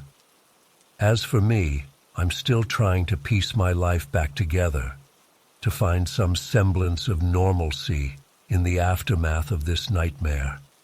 But I know I'll never be the same.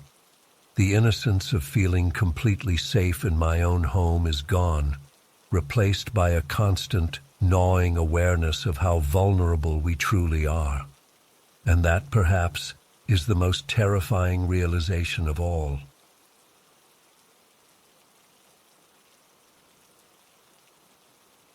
I had just finished my nightly routine, brushing my teeth, washing my face, setting my alarm for the morning. As I was walking from the bathroom to my bedroom, I heard a faint noise coming from the living room. At first I thought maybe I had left the TV on by accident, but then I realized it was the sound of someone changing channels. My heart started racing immediately. I live alone. There shouldn't be anyone else here. I froze in the hallway, unsure what to do. Part of me wanted to run back to my room and lock the door, but I knew I needed to see what was going on. Slowly, quietly, I crept towards the living room. As I got closer, I could hear the TV more clearly. It sounded like someone flipping through channels randomly. When I reached the doorway, I took a deep breath and peered around the corner. What I saw made my blood run cold. There was a man sitting on my couch, remote in hand, staring blankly at the TV screen. He was dressed all in black, with long, greasy hair partially obscuring his face. But the thing that terrified me most was his expression. He had this wide, unnatural grin plastered across his face. I must have made some small noise, because suddenly his head snapped towards me. Our eyes met, and in that moment I felt true fear, like I've never experienced before or since. His grin grew even wider, and he slowly raised one hand to wave at me in this creepy, exaggerated way. I ran. I didn't think. I didn't plan. I just bolted for the front door as fast as I could. My hands were shaking so badly I could barely get the locks undone. The whole time, I kept expecting to feel his hands grabbing me from behind. But somehow I made it out and ran to my neighbor's apartment, pounding on their door in a panic. My neighbors, an older couple, were alarmed to see me in such a state. Between gasping breaths, I managed to explain what had happened. The husband immediately called the police, while the wife tried to calm me down. We waited anxiously for the police to arrive, my eyes glued to my apartment door across the hall. When 2 officers finally showed up about 15 minutes later, I was still a trembling mess. I told them everything, about hearing the TV, seeing the man on my couch, his terrifying grin and wave. They listened patiently, but I could tell from their expressions that they weren't taking it as seriously as I hoped. "Ma'am, are you sure it wasn't just a homeless person who managed to get in?" one of the officers asked. "We get calls like this sometimes. They're usually harmless, just looking for a warm place to sleep." I couldn't believe what I was hearing. "No," I insisted. "This wasn't some confused homeless guy. He was sitting there like he belonged, like he was waiting for me. And that smile, there was something so wrong about it. Please, you have to check my apartment." The officers exchanged a look, then agreed to investigate. I waited with my neighbors while they went to check things out. After what felt like an eternity, they returned. "We did a thorough search of your apartment, ma'am," the first officer reported. "There's no sign of forced entry and no one inside. Everything looks normal." I couldn't process what they were telling me. "That's impossible," I said. "He was right there on my couch. Did you check everywhere? Behind the curtains? In the closets?" The second officer nodded. "We checked every nook and cranny. There's no one there, and nothing seems to be missing or disturbed. Are you sure you weren't just seeing things? Maybe you dozed off for a minute and had a vivid dream?" I was stunned. How could they not believe me? I knew what I saw. It wasn't a dream or my imagination. But the more I insisted, the more skeptical they seemed to become. Eventually they left, telling me to call again if anything else happened, but clearly not expecting that it would. My neighbors were kind enough to let me stay the night with them, as there was no way I was going back to my apartment alone. I barely slept, my mind replaying the terrifying encounter over and over. That grin, that wave, it was burned into my memory. The next day, I reluctantly returned to my apartment. Everything looked normal, just as the police had said. There was no sign that anyone had been there. I searched every inch of the place, looking for any evidence of the intruder, but found nothing. Over the next few weeks, I was constantly on edge. I installed new locks, a security system, motion-activated lights, anything to make me feel safer. But no matter what I did, I couldn't shake the feeling of violation and fear. Every little noise made me jump, convinced the grinning man was back. I've tried to rationalize it, to tell myself it must have been a dream or hallucination like the police suggested. But deep down, I know what I saw was real. The terror I felt in that moment was too visceral to have been imagined. It's been months now, and nothing else has happened. No more mysterious intruders, no more inexplicable encounters. But I still can't relax in my own home. I'm always watching, always listening, always half expecting to turn a corner and see that horrifying grin again. I don't know who that man was or why he was in my apartment that night. I don't know how he got in or how he left without a trace. And I don't know if he'll ever come back. All I know is that my sense of safety and security has been shattered, and I'm not sure I'll ever feel truly at peace in my own home again. Sometimes I wonder if he's still out there, breaking into other people's homes, sitting on their couches with that terrible grin. The thought keeps me up at night. I hope no one else ever has to experience the paralyzing fear I felt that night.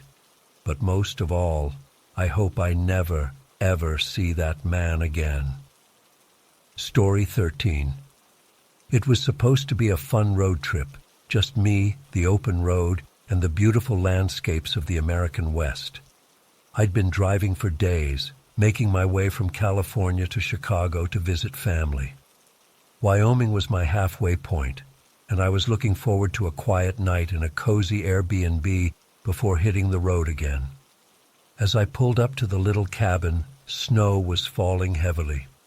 It was picturesque, like something out of a postcard. A quaint log cabin nestled in the woods, smoke curling from the chimney. I hurried inside, eager to escape the biting cold. The interior was just as charming as the outside, all warm wood tones and rustic decor.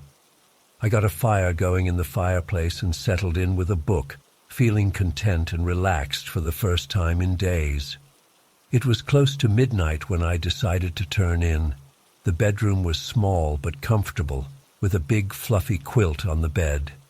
I burrowed under the covers, listening to the wind howling outside. Despite the storm, I felt safe and cozy in my little hideaway. I must have dozed off for a bit, because the next thing I knew, I was jolted awake by a loud thump. My heart was racing as I sat up, straining my ears. Had I imagined it? But no, there it was again. A distinct thud, like something heavy being dropped, coming from somewhere in the cabin. I held my breath, hoping it was just the wind, or maybe some snow falling from the roof. But then I heard footsteps. Slow, deliberate footsteps moving across the wooden floor in the other room. Panic gripped me. I was alone in this isolated cabin in the middle of nowhere. No one knew exactly where I was. My phone was in the other room, charging. I was completely vulnerable. The footsteps stopped, and for a long moment there was only silence. Then a shadow passed across the crack under my door. Someone was right outside my room. I was frozen in terror, unable to move or even breathe. My mind raced through my options. Should I confront them? Try to sneak out? But before I could decide, the door slowly creaked open. A man stumbled into the room. Even in the dim light, I could see he was in bad shape. His clothes were torn and bloody, his face battered and swollen. He was hunched over, clutching his side like he was in pain. Our eyes met, and for a split second, neither of us moved. Then, to my utter shock, he calmly walked over to the closet and pulled out a small suitcase. Without a word or even a glance in my direction, he turned and left the room, his uneven footsteps fading as he exited the cabin. I sat there for what felt like hours, paralyzed with fear and confusion. When I finally worked up the courage to move, I found my phone with shaking hands and called 911. The police arrived about 30 minutes later. They searched the cabin and surrounding area, but found no trace of the man. There were no signs of forced entry, no fingerprints, nothing. They took my statement, but I could tell they were skeptical. A bloodied stranger just walks in, takes a suitcase, and leaves without incident. It sounded far-fetched even to my own ears. As the adrenaline wore off, the full impact of what had happened began to sink in. What if I had been asleep when he came in? What was in that suitcase? Who was he? And why was he so badly injured? The police did a cursory investigation but came up empty. They suggested it might have been a disoriented hiker who had the wrong cabin, or maybe I had been dreaming. But I know what I saw. That man was real, and he was in serious trouble. I couldn't stay in that cabin another minute. I packed up and left immediately, driving through the night despite the treacherous weather. I couldn't shake the feeling of violation, of vulnerability. My safe haven had been invaded, and the mystery of it all haunted me. In the days and weeks that followed, I scoured local news reports, hoping for some explanation. Was there a car accident nearby? A crime? Anything that could explain the appearance of this injured man? But there was nothing. I've replayed that night in my head 1,000 times. The sound of his labored breathing, the sight of his battered face, the casual way he took that suitcase as if he knew exactly where it was. It doesn't make sense. None of it makes sense. Sometimes I wonder if I imagined the whole thing. But then I remember the look in his eyes when he saw me, a mixture of surprise and something else. Relief, resignation. I can't quite put my finger on it, but it was real. He was real. I've never been back to Wyoming, and I don't think I ever will. That one night changed everything for me. I no longer feel safe in unfamiliar places. I double and triple check locks. I'm always looking over my shoulder, half expecting to see that battered face staring back at me.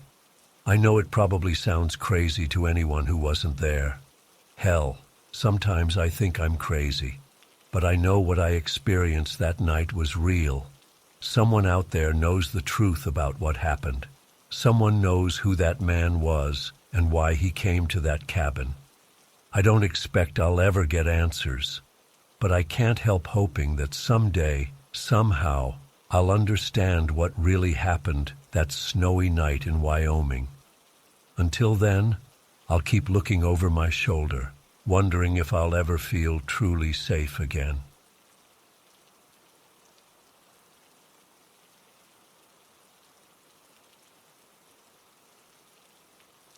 As I pulled up to the building, I immediately got an uneasy feeling. The whole street was deserted, and the building itself was completely dark, except for a dim light in the lobby.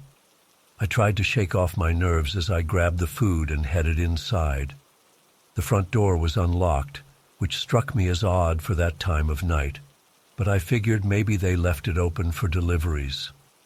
The lobby was empty and eerily quiet. My footsteps echoed loudly as I walked across the tile floor to check the directory. The order was for Suite 412, so I headed to the elevator. As the doors closed behind me, I felt a chill run down my spine. Something just felt off. When I stepped out onto the 4th floor, the hallway was pitch black. I fumbled for my phone to use as a flashlight, my hands shaking slightly. The beam of light revealed a long corridor lined with closed office doors. About halfway down, I saw a flicker of movement that made me freeze in my tracks. There was a man standing motionless at the far end of the hall, barely visible in the darkness. He was tall and lean, wearing what looked like a dark suit. I couldn't make out his face, but I could feel his eyes on me. Every instinct screamed at me to turn and run, but I was paralyzed with fear. "Hello?" I called out, my voice quavering. "I have a food delivery for Suite 412. The man didn't respond or move. He just kept staring in my direction. After a moment that felt like an eternity, he slowly raised his arm and pointed to a door on his right. My heart was pounding so hard I thought it might burst out of my chest. Everything about this situation felt wrong, but I didn't know what else to do. I inched my way down the hall, keeping my eyes locked on the stranger. As I got closer, I noticed his suit looked rumpled and stained. His skin was sickly pale in the beam of my flashlight. When I reached the door he had indicated, I saw it was indeed labeled 412. With trembling hands, I set the food down and knocked. No answer. I knocked again, louder this time. Still nothing. Your food is here," I stammered, glancing nervously at the man who was still watching me intently. "I'll just leave it outside the door." As I turned to leave, I heard a soft click behind me. The door to 412 slowly creaked open, revealing only darkness beyond. Before I could react, a hand shot out and grabbed my arm, yanking me inside. I stumbled into the pitch-black room, crying out in shock and fear. The door slammed shut behind me. I spun around wildly, trying to get my bearings, but I couldn't see a thing. My phone had fallen from my hand when I was pulled inside. Suddenly, a bright light flicked on, momentarily blinding me. As my eyes adjusted, I found myself face to face with two men. One was holding my phone, while the other had a gun pointed directly at my head. "Don't move," the armed man growled. "Make a sound, and you're dead." I nodded frantically, too terrified to speak. The man with my phone started scrolling through it, while the other kept the gun trained on me. I could hear my heart thundering in my ears as I tried to process what was happening. Were they going to rob me? Kill me? After a tense minute, the man tossed my phone aside with a frustrated grunt. "Nothing useful on here, just another random driver." The armed man lowered his weapon slightly, but kept it pointed in my direction. "All right, kid, here's what's gonna happen. You're gonna sit tight and keep your mouth shut while we finish what we came here to do. Try anything stupid, and you won't live to regret it. Got it?" I nodded again, my whole body trembling. The two men conferred in hushed tones while I tried to take in my surroundings. We were in what looked like a small conference room. The windows were covered with thick black fabric, and there was an array of computer equipment set up on the table. As my eyes darted around the room, I noticed something that made my blood run cold. In the corner was a pile of familiar-looking bags. DoorDash, Uber Eats, Grubhub, at least a dozen of them. And next to the pile was a dark stain on the carpet that looked horribly like dried blood. My mind raced as the horrible truth dawned on me. These men had been luring delivery drivers here, but for what purpose?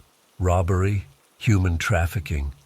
My imagination conjured up increasingly terrifying scenarios. Just then, there was a knock at the door. The armed man gestured for me to stay silent as the other went to answer it. I heard muffled voices. Then the door opened and the tall man from the hallway entered. "Any problems?" one of the others asked him. The newcomer shook his head. "Streets are still clear. No sign of cops." They gathered around the computers, speaking in low voices. I strained to hear what they were saying, catching phrases like security feeds and access codes. It sounded like they were planning some kind of heist or break-in. As they talked, I noticed the gun had been set down on the table. If I could just reach it. But no, that was insane. I had no idea how to use a gun, and they'd kill me for sure if I tried anything. Hours passed, though it felt like days. I sat huddled in the corner, wondering if I'd ever make it out of there alive. The men largely ignored me, focused on whatever they were planning.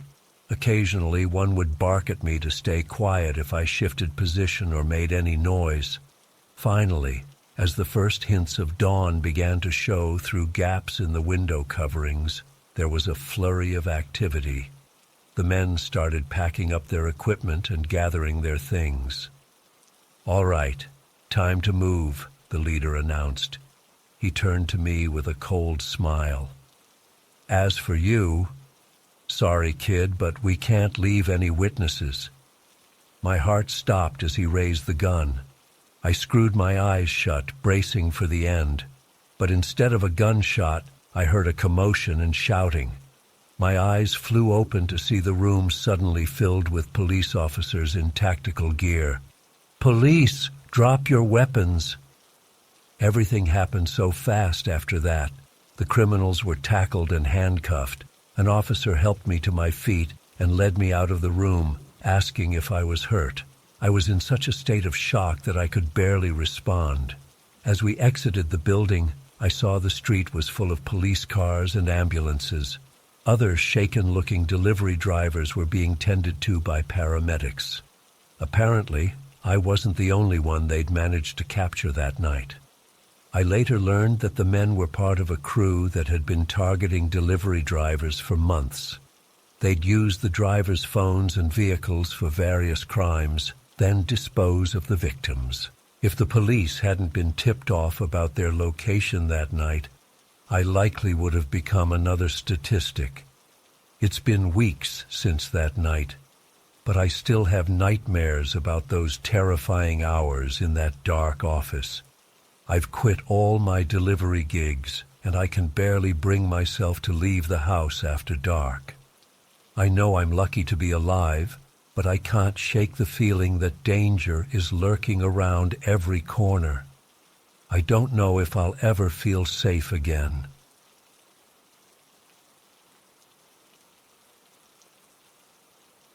It was around 2 a.m. on a Tuesday night, and I had just dropped off my last passenger of the evening. I was about to call it quits and head home when I got one more ride request pop up on my phone. The pickup location was pretty far out, some rural address about 30 minutes outside the city. I almost declined it, but figured I might as well take one last fare before ending my night. As I drove out into the countryside, the streets got darker and the houses more spread out. I started to get an uneasy feeling in the pit of my stomach. Why would someone way out here need an Uber at this hour? But I brushed it off and kept driving, following my GPS down winding country roads. Finally, I turned onto a narrow gravel driveway that seemed to stretch on forever. At the end, I saw a large, dilapidated old farmhouse looming in the darkness. Most of the windows were boarded up, and the paint was peeling off in sheets. This place looked like it hadn't been lived in for years. I double-checked the address on my phone. This was definitely the right place, but something felt very wrong.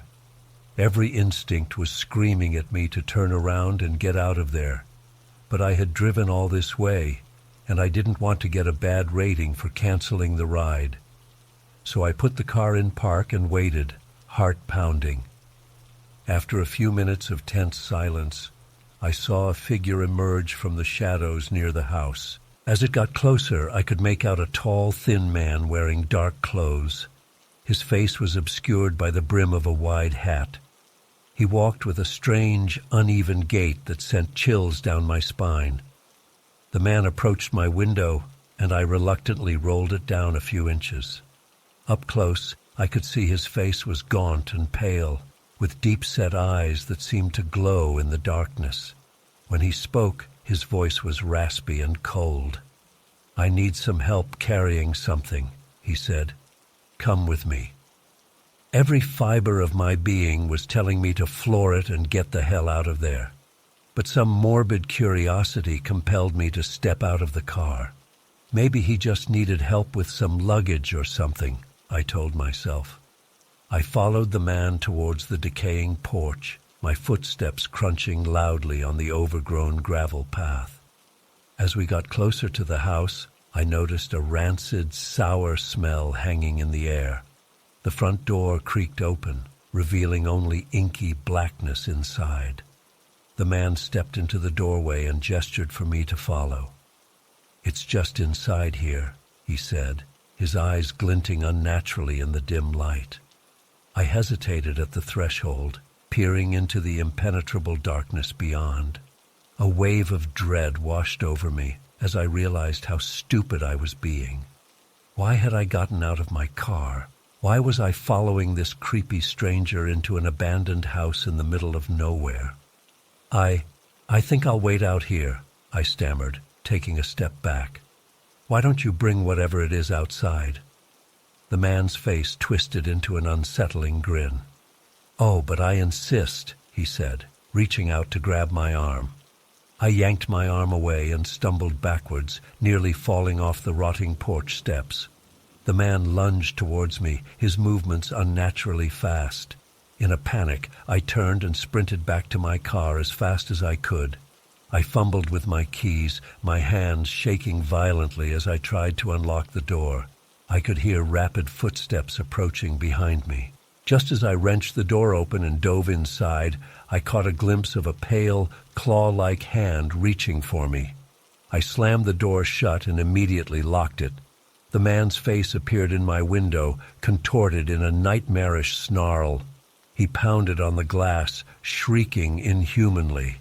I jammed the key in the ignition and floored it in reverse, tires squealing. As I peeled out of the driveway, I looked in my rearview mirror and saw the man standing in the middle of the road. But as I watched, his form seemed to flicker and distort like a mirage.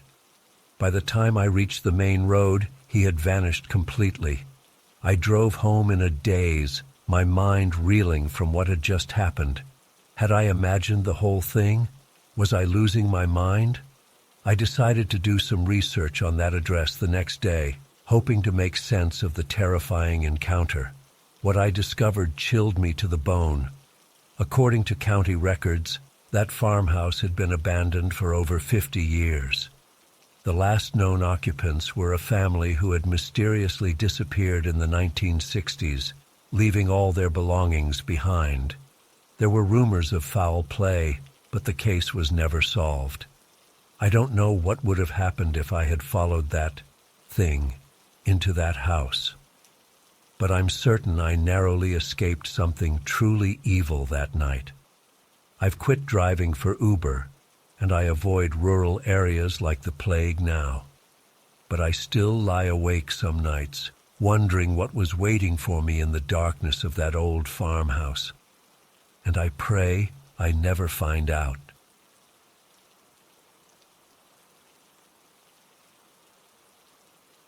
The lake house was pretty isolated, nestled in the woods about a mile from the nearest neighbor.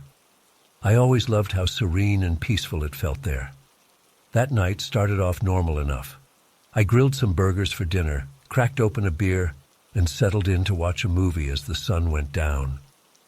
Around 10 p.m., I started hearing some strange noises coming from outside. At first I tried to ignore it, figuring it was just some nocturnal animals. But then I heard what sounded like splashing in the lake, followed by a man's voice softly singing or humming. It was faint, but definitely there. My heart started racing a bit. Who the hell would be out in the lake at this time of night? I paused my movie and went to look out the back windows, but it was too dark to see anything. The singing continued, sending chills down my spine. It didn't sound quite human.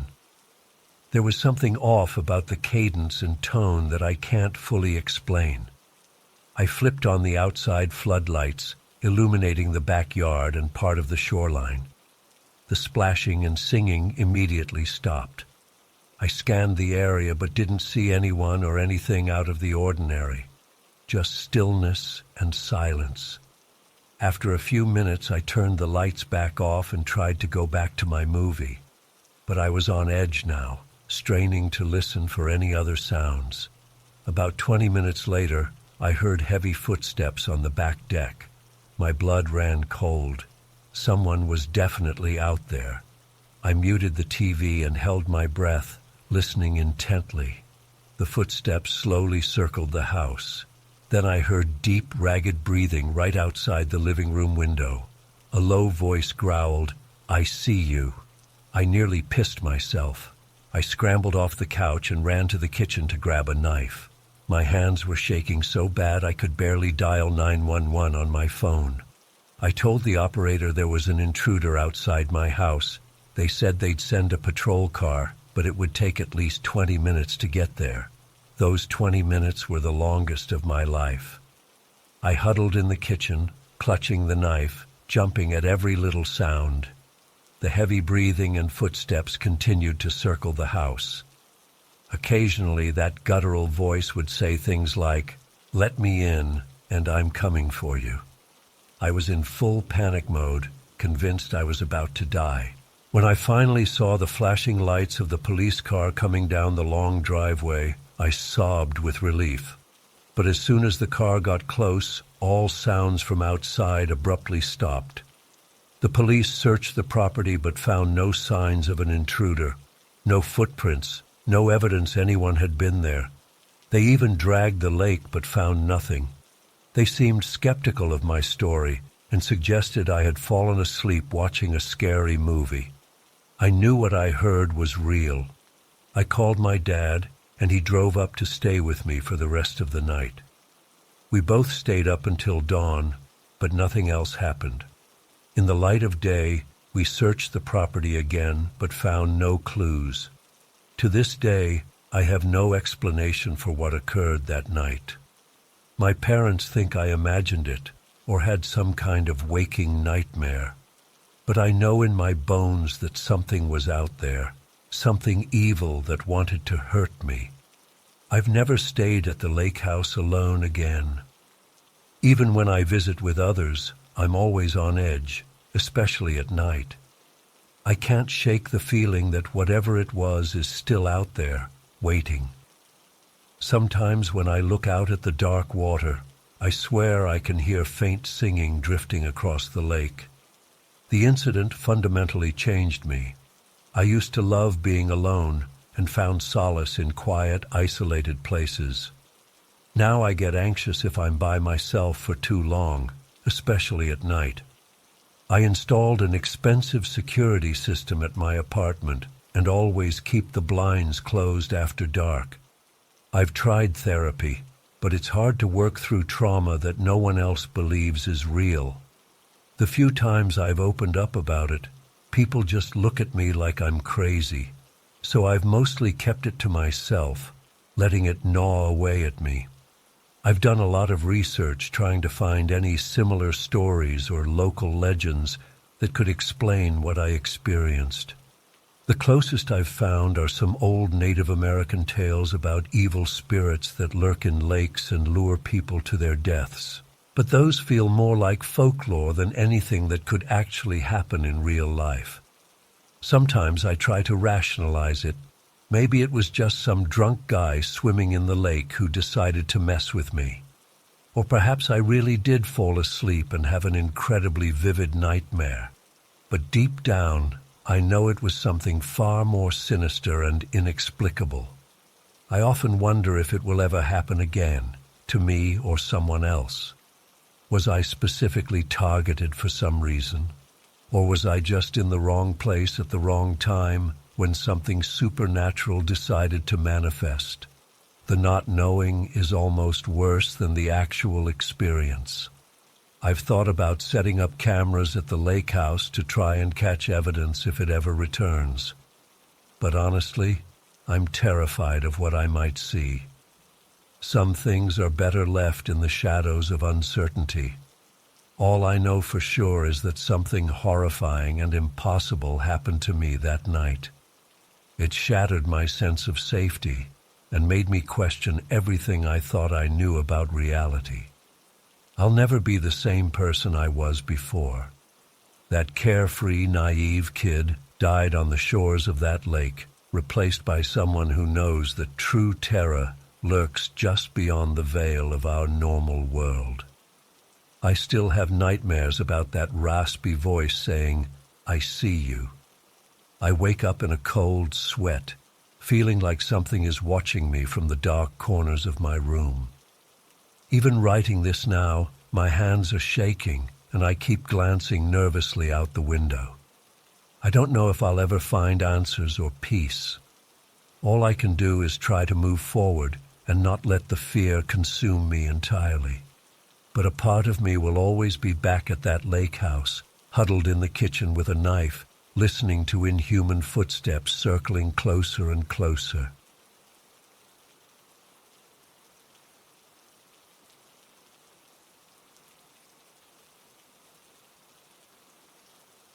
It was around 10 p.m. when I decided to take Max out for his nightly stroll. I live in a large apartment complex with a sprawling parking lot that wraps around the buildings. Usually at that hour, it's pretty quiet and empty, just a sea of parked cars under flickering streetlights. As we made our way through the lot, Max seemed a bit on edge. His ears were perked up and he kept looking around nervously. I didn't think much of it at first. He's always been a bit of an anxious dog. But then I started to get an eerie feeling too, like we were being watched. I quickened my pace, wanting to finish our walk and get back inside. That's when I heard it, a small, childlike voice whispering, "Help." It was so faint I almost thought I'd imagined it.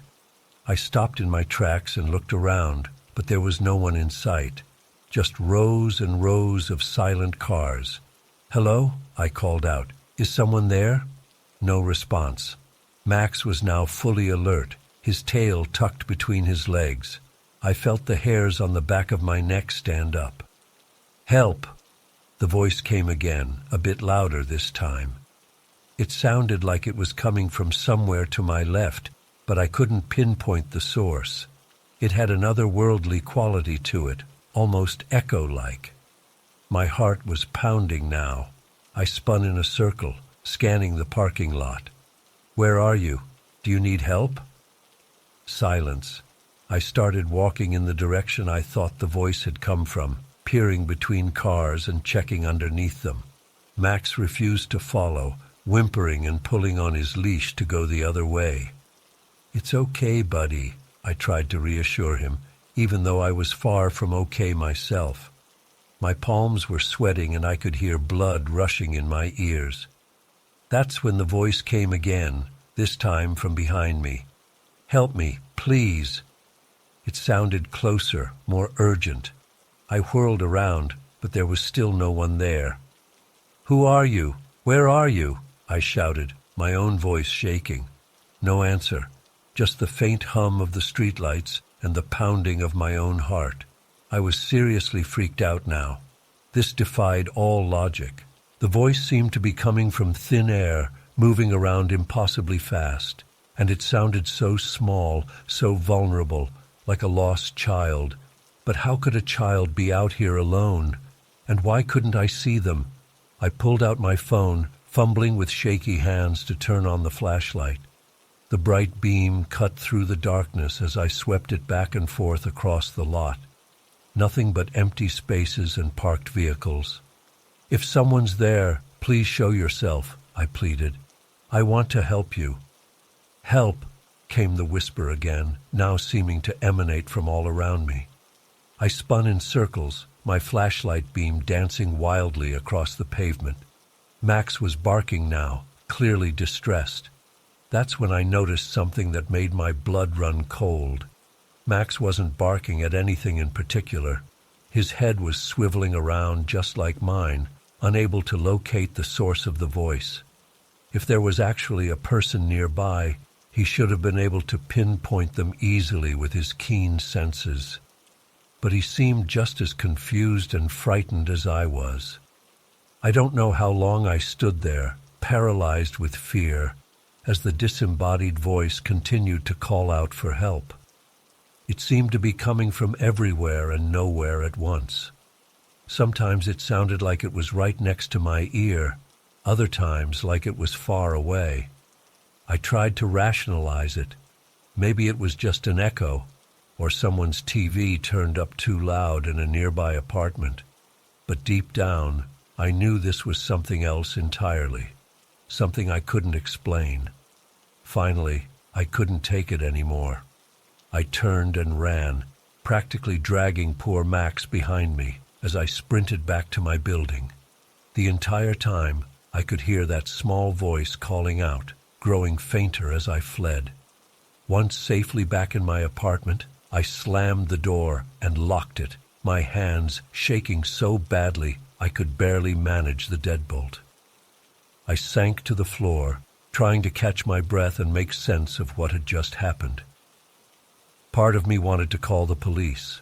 What if there really was a child out there who needed help? But what would I even tell them? That I heard a ghostly voice in the parking lot. They'd think I was crazy or on drugs. I ended up staying up all night, jumping at every little sound and peering anxiously out the windows. But I never heard the voice again. In the days that followed, I asked around the complex to see if anyone else had experienced anything strange in the parking lot. A few people mentioned occasionally getting weird vibes out there at night, but no one had heard the voice. I've racked my brain trying to come up with a logical explanation, but I've got nothing. I know what I heard that night. It was real, and it was utterly terrifying. It's been months now, and I still get chills every time I have to walk through that parking lot after dark. I find myself constantly looking over my shoulder, half expecting to hear that plaintive cry for help again. Max refuses to go near that area of the complex anymore. Smart dog. Sometimes I wish I could just move away and never think about that night again. But the memory of that small, ghostly voice calling out for help is seared into my brain. I don't think I'll ever be able to forget it. I still don't know what to make of the whole experience. Was it some kind of paranormal encounter? A glitch in reality? Or am I just losing my mind? All I know is that it shook me to my core and made me question everything I thought I knew about the world. Sometimes late at night, when everything is quiet, I swear I can still hear that faint whisper carried on the wind. Help. It makes me wonder, what if that voice is still out there somewhere, endlessly calling out, waiting for someone to finally answer?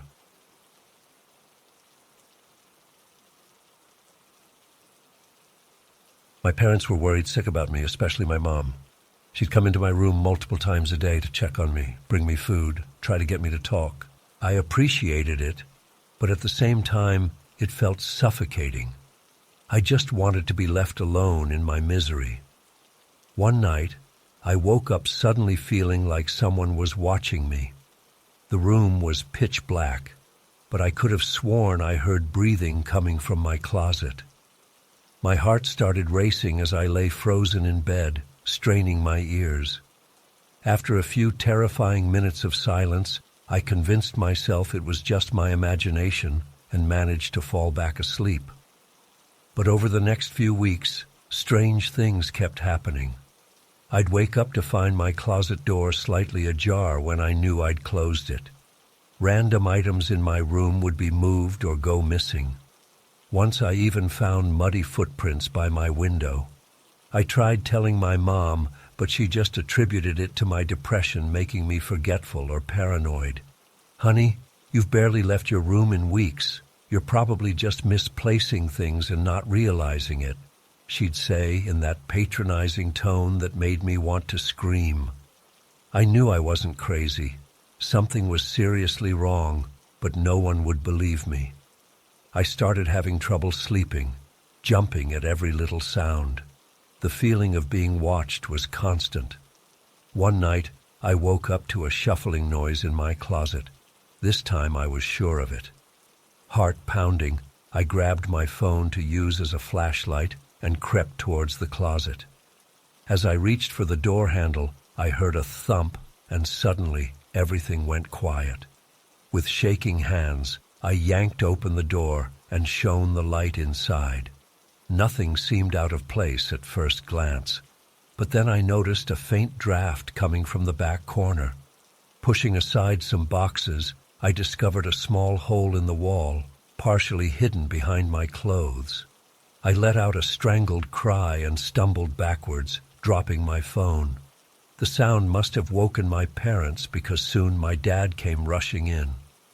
"Leo, what's wrong? Are you okay?" he asked, flipping on the lights.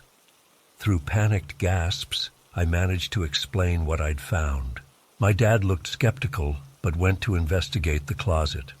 When he saw the hole, his face went pale.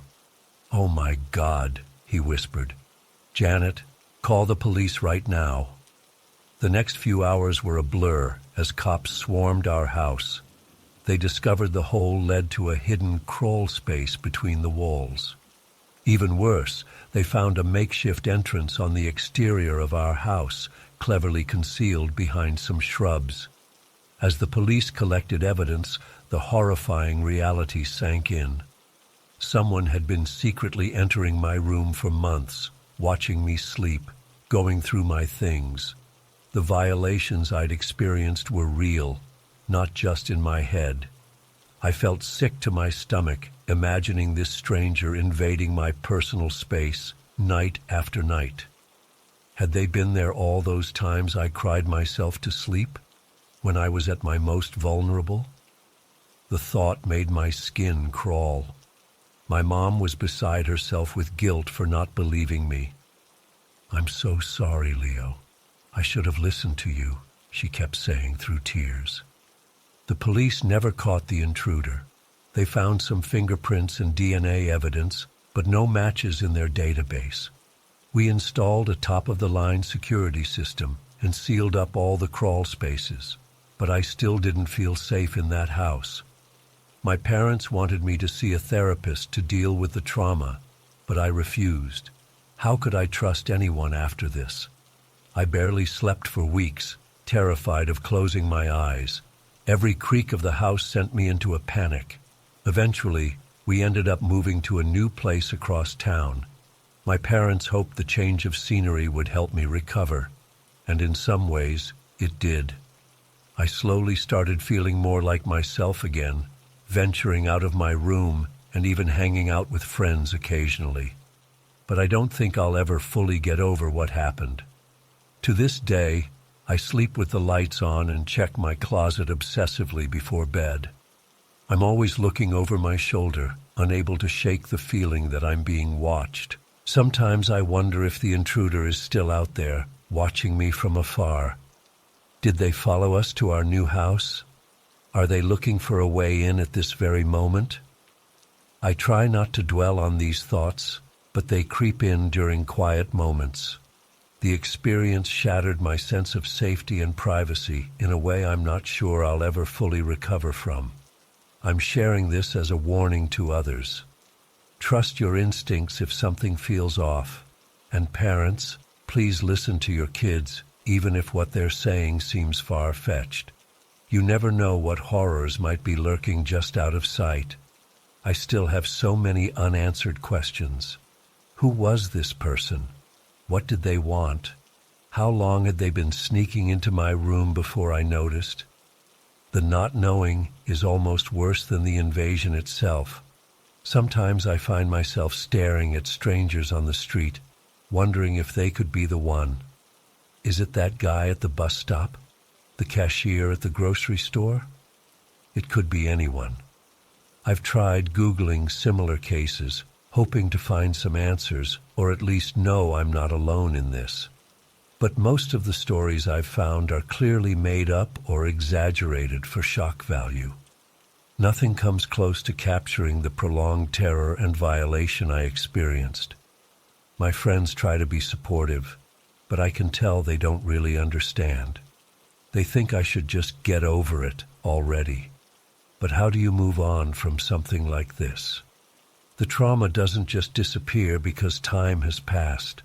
I still have nightmares where I wake up to find someone standing over my bed or hiding in my closet. In the dreams, I'm always paralyzed, unable to move or scream as the shadowy figure approaches. I usually wake up in a cold sweat, heart racing.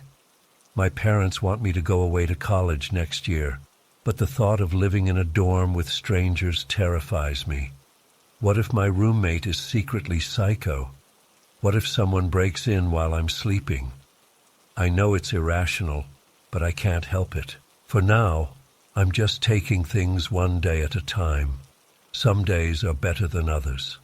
I'm trying to focus on the positives. I have a loving family, good friends, and I'm alive and safe. But there's always that nagging fear in the back of my mind, wondering when the other shoe will drop. I guess the scariest part is knowing that there are people out there capable of such twisted behavior. Someone meticulously planned and executed this invasion of my privacy over a long period of time.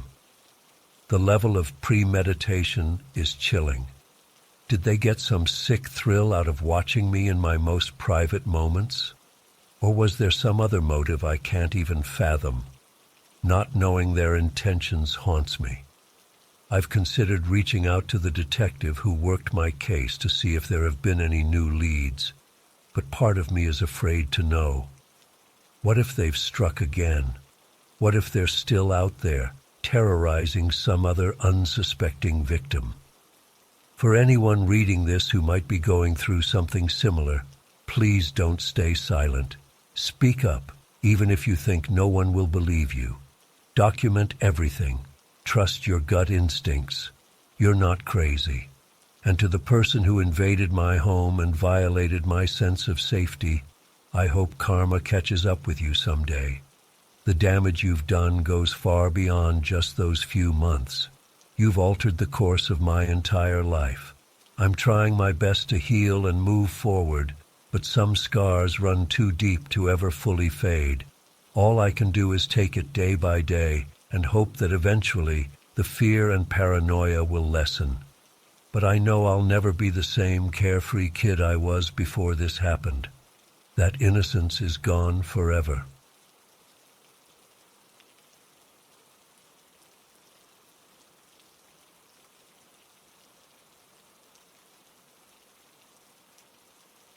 By the time I made it back to my apartment building, it was nearly 3 a.m. I tried buzzing my roommate, but of course he was fast asleep and didn't answer. I had no way to get inside, and my phone was dead, so I couldn't even call anyone for help.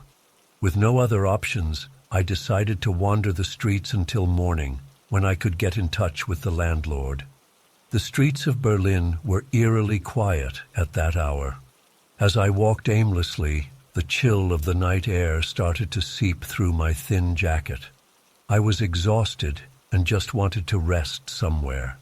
That's when I spotted a bridge up ahead and thought the area underneath might offer some shelter from the wind.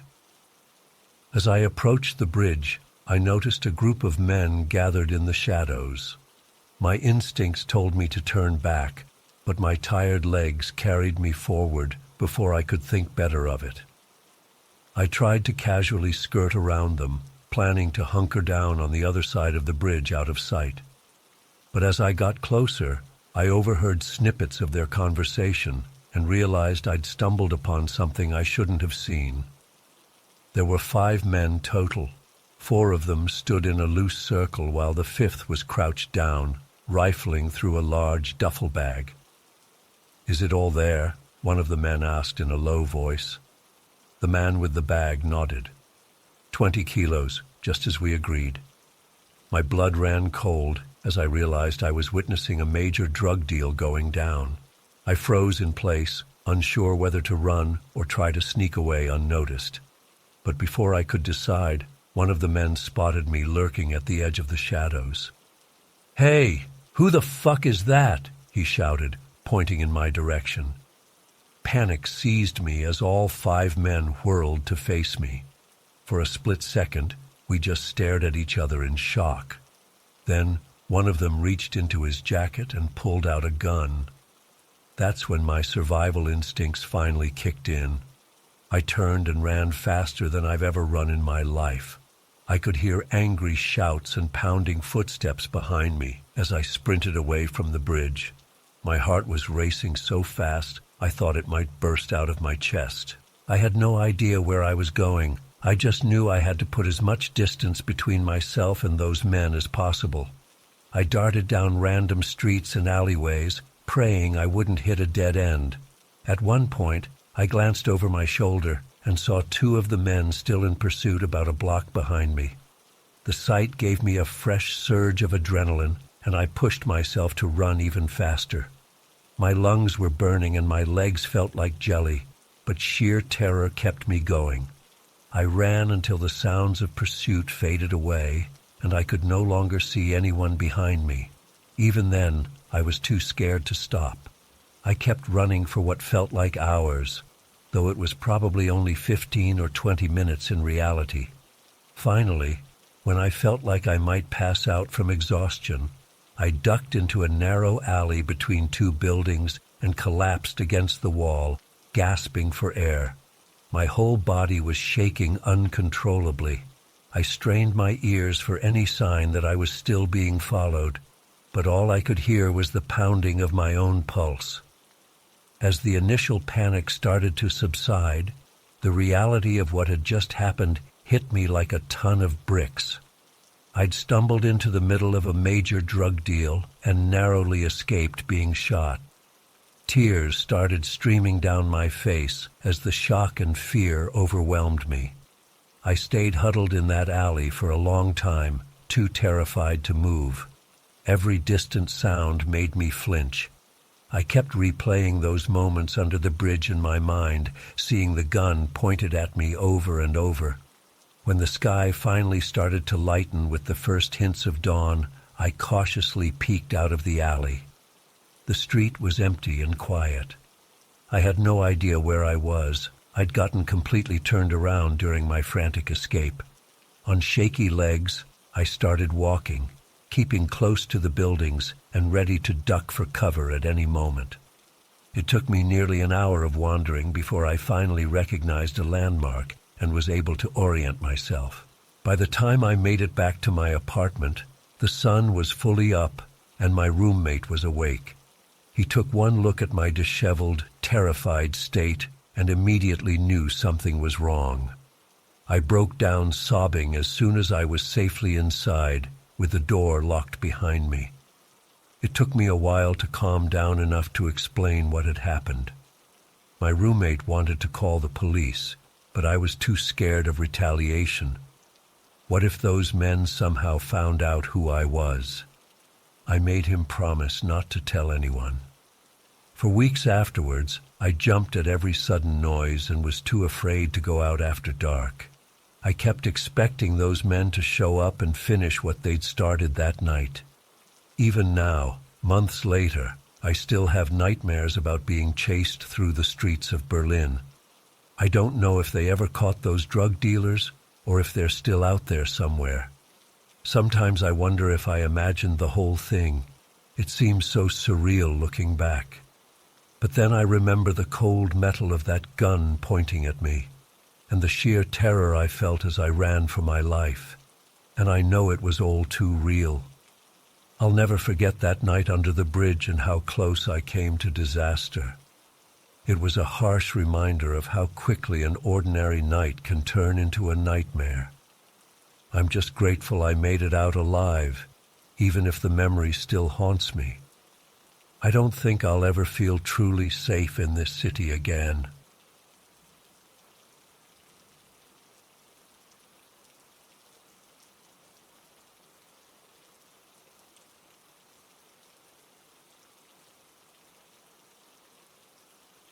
I still remember that day like it was yesterday. It was just a normal Tuesday at Westbrook High, nothing out of the ordinary.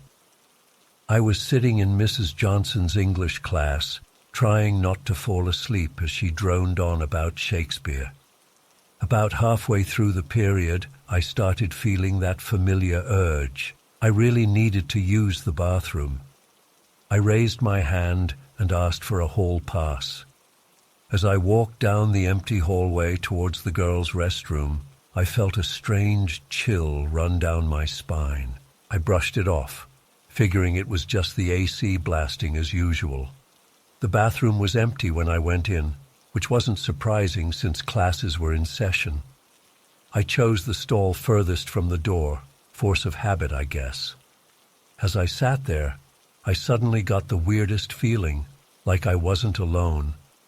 My heart started racing for no apparent reason. I tried to shake it off, telling myself I was being silly. Just then, I heard the bathroom door open and footsteps entering. I breathed a sigh of relief, glad to have company and break the eerie silence. "Hello?" I called out tentatively. "Hey, it's just me," came Emma's familiar voice. Emma was my best friend since elementary school. "You okay in there? You've been gone a while and Mrs. Johnson sent me to check on you." "Oh yeah, I'm fine," I replied. "Just needed a break from Shakespeare, you know. I'll be out in a sec." As I was about to stand up and leave the stall, Emma's next words made my blood run cold. Who's in there with you?" she asked in a shaky voice. I froze. "What do you mean? I'm alone in here." "No, you're not," Emma insisted. "I can see another pair of feet right next to yours under the stall door. They're almost touching." My heart nearly stopped.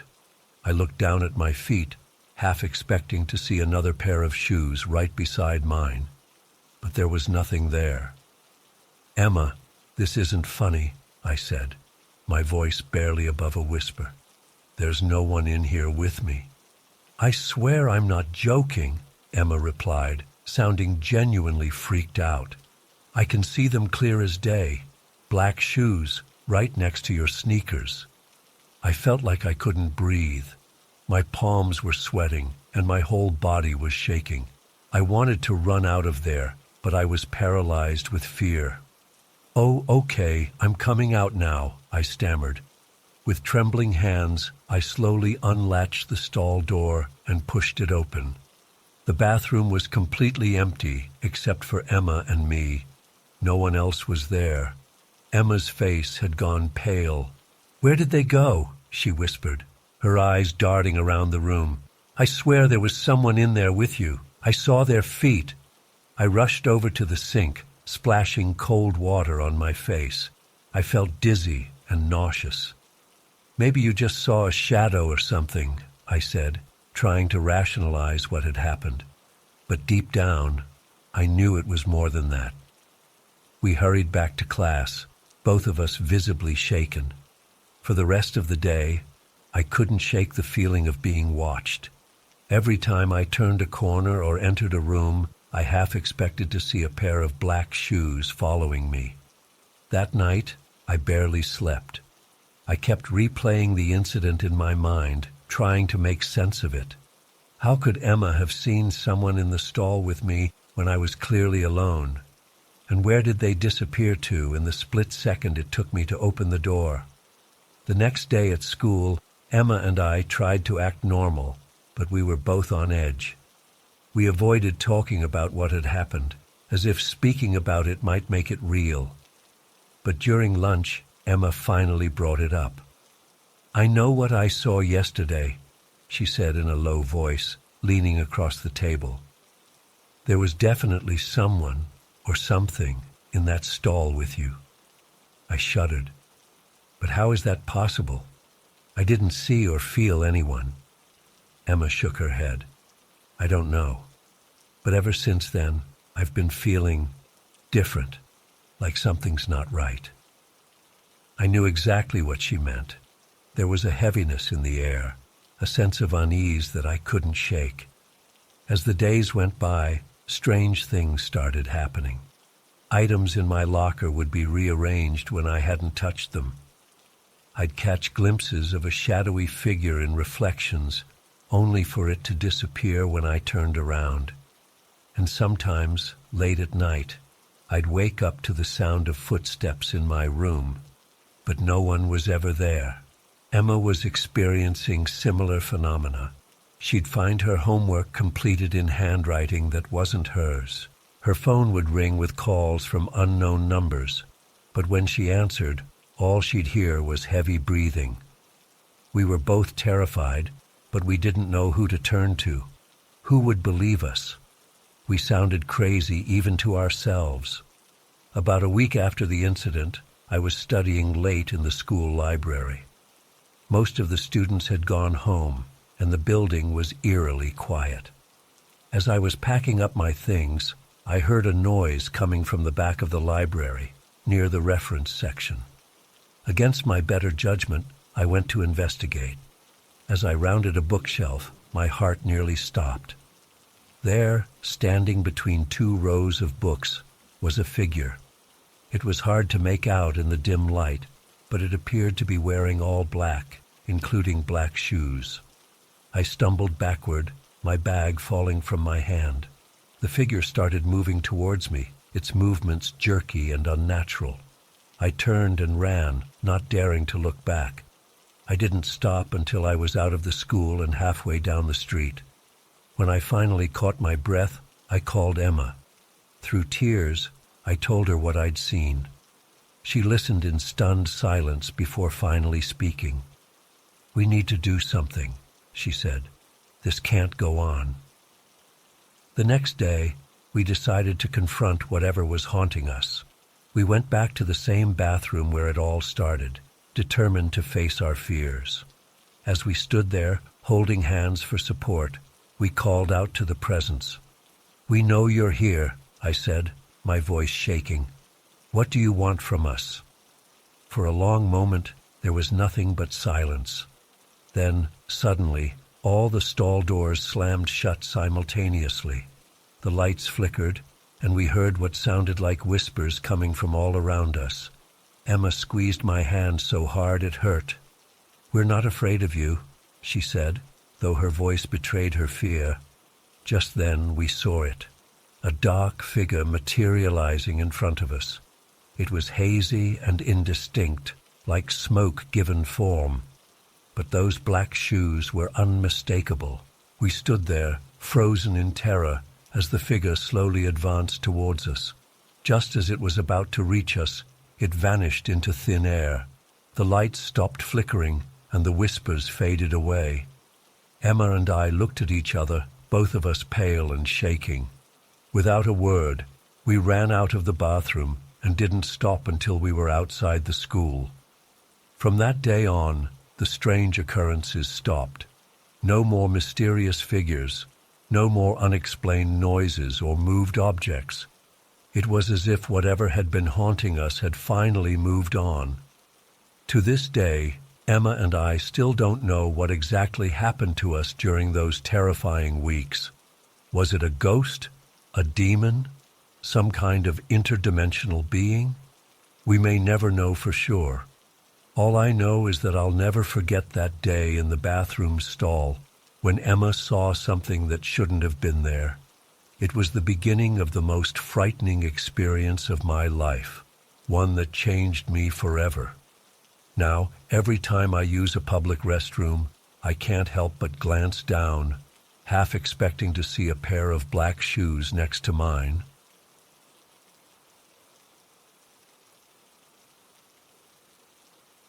But then the strange things started happening. It began with little noises at night, creaks and thumps that I tried to brush off as just normal house sounds.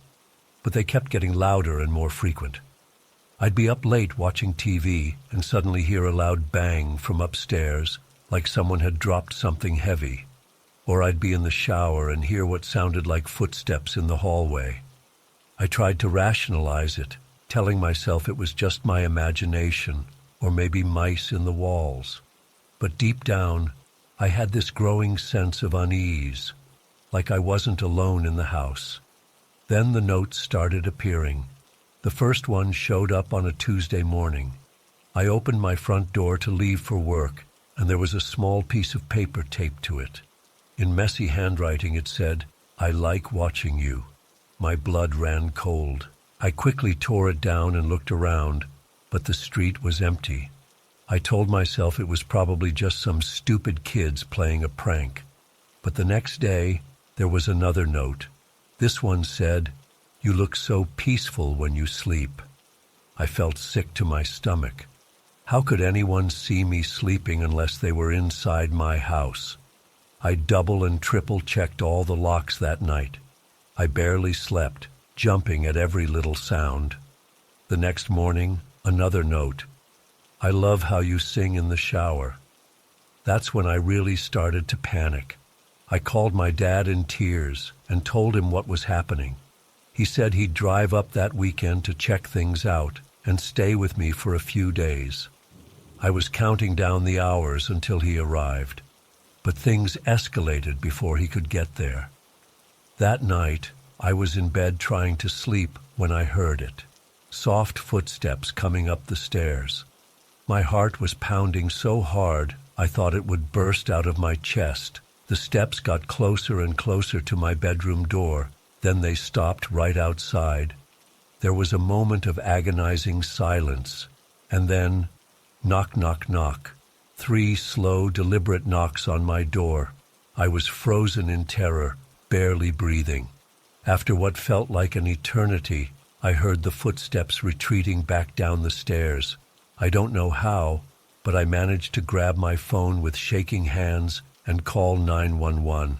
The police arrived quickly and searched the whole house and property, but found nothing. No signs of forced entry, no evidence of an intruder. They took a report, but basically told me there wasn't much they could do without more to go on. I didn't sleep at all that night. I sat in the living room with all the lights on, jumping at every little sound. When my dad arrived the next day, I burst into tears of relief. He immediately went into protective mode, checking all the locks and installing some security cameras. We spent the next few days on high alert, but nothing happened. No more notes, no more noises.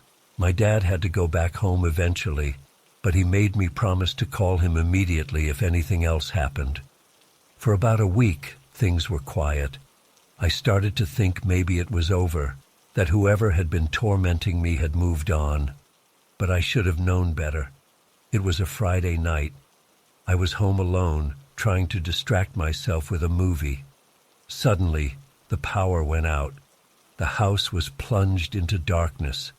I fumbled for my phone to use as a flashlight, my heart racing. That's when I heard it, the unmistakable sound of the back door slowly creaking open. Heavy footsteps in the kitchen, getting closer. I was paralyzed with fear, unable to move or scream. The footsteps entered the living room. I could sense a presence, someone standing there in the darkness, watching me. Then a voice, low and raspy. I've been waiting so long for this moment. I've never moved so fast in my life. I bolted for the front door, fumbling with the lock with trembling hands. I could hear him coming after me. I finally got the door open and ran out into the street, screaming for help. Neighbors came out, called the police, but by the time they arrived, there was no sign of the intruder. The back door was closed and locked. Nothing was disturbed inside. The police searched everywhere but found nothing. I moved out the very next day. I couldn't stand to be in that house for another moment. I'm staying with my parents now, trying to process everything that happened. The police never found any evidence, never identified who was behind it all. Sometimes I wonder if I imagined it, if the stress and lack of sleep made me hallucinate. But then I remember those notes, that voice in the darkness, and I know it was real. I still have nightmares about it. I'm jumpy and paranoid all the time now. I can't shake the feeling of being watched. I don't know if I'll ever feel truly safe again. Whatever or whoever was in that house, they took more than just my peace of mind. They stole my sense of security, my ability to trust. I'm sharing this as a warning to others, especially young women living alone. Trust your instincts. If something feels off, it probably is. Don't ignore the signs like I did at first. And please, be careful out there. You never know who might be watching.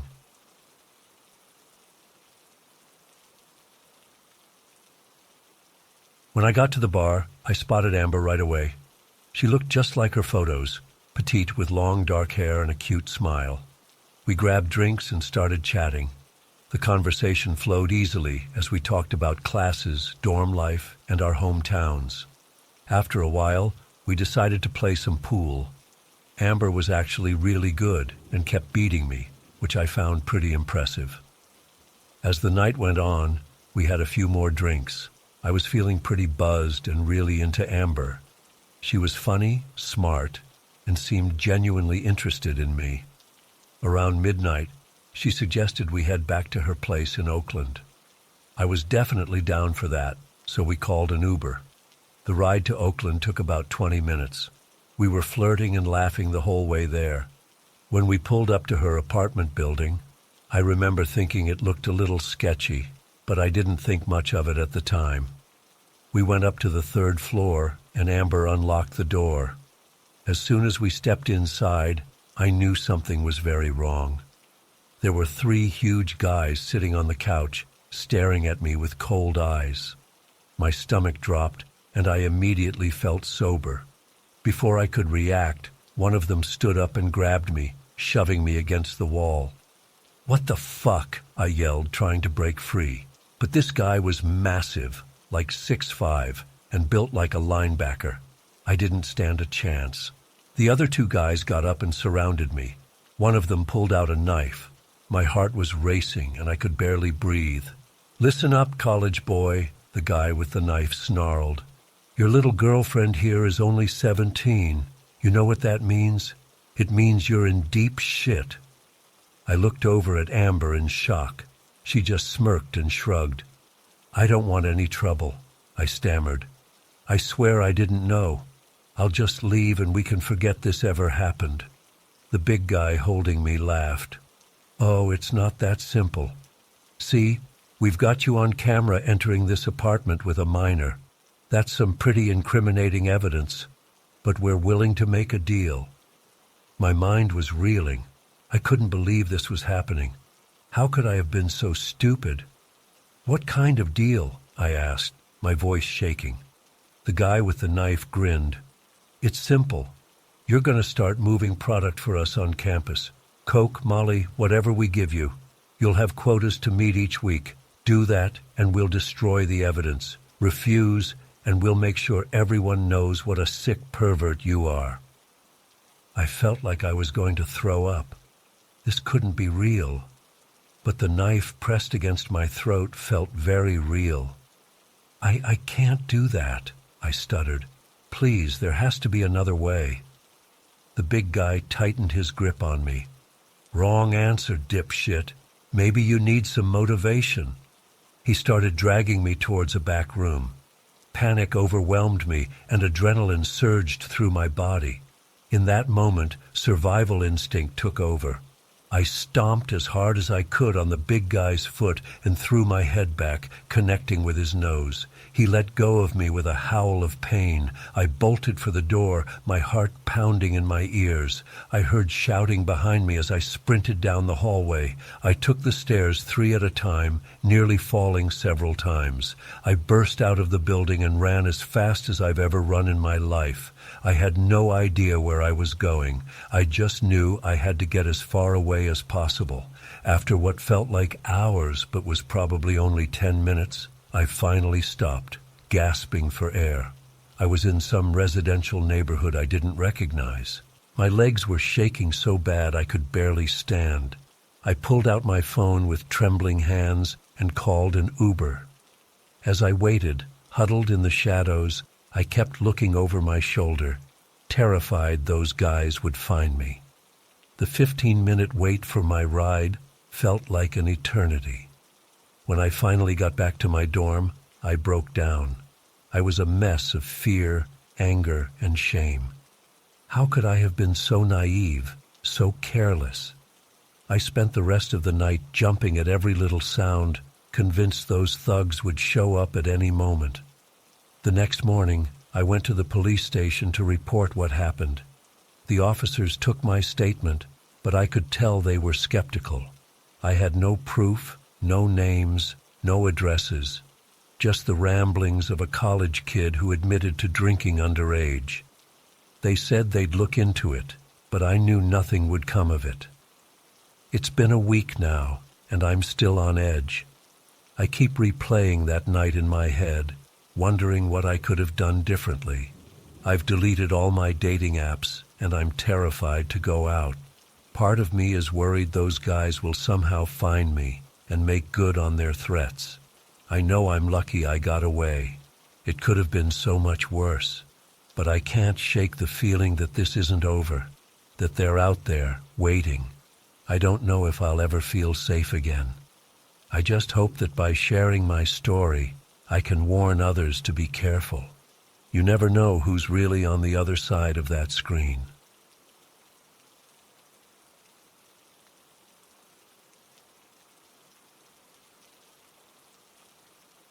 It was about 3 months ago when I first started noticing weird things going on at my neighbor's house across the street. I'd never paid much attention to the guy before. He kept to himself, and we'd only exchanged brief nods a handful of times.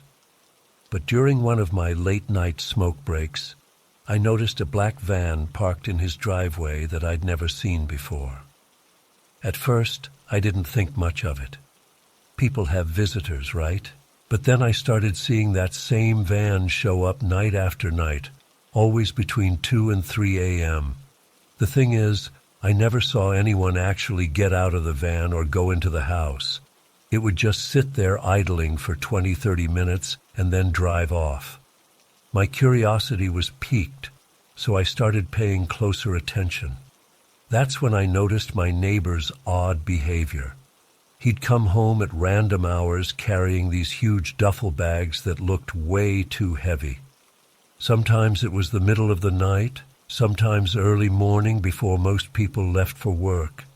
But the bags always looked overstuffed and he always struggled to carry them inside.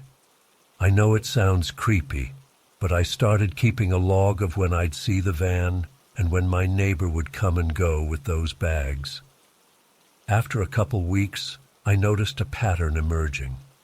The van would show up, then within a day or two, my neighbor would leave with empty bags and come back hours later with them full. My mind started racing with possibilities. Was he dealing drugs? Running some kind of smuggling operation? I couldn't shake the feeling that something seriously shady was going on. One night about a month ago, I decided I couldn't take the uncertainty anymore. When I saw my neighbor leave around midnight with his empty bags, I made the split-second decision to follow him. I threw on some clothes, grabbed my keys, and quietly slipped out to my car. I kept my distance as I tailed him, my heart pounding the whole time. We drove for almost an hour, heading out of the suburbs and into more rural areas. Finally, he turned down a dirt road that led to an abandoned-looking gas station in the middle of nowhere. I killed my headlights and parked a ways back, then crept closer on foot. The place was pitch black and dead silent. I watched as my neighbor got out and walked around to the back of the building, disappearing from view.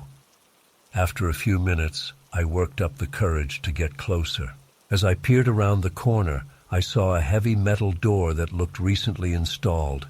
It was slightly ajar, and I could hear muffled noises coming from inside. Every fiber of my being was screaming at me to get the hell out of there, but my curiosity overrode my survival instinct. I inched towards the door, straining to make out what I was hearing. It almost sounded like whimpering. My blood ran cold. What the fuck had I stumbled into?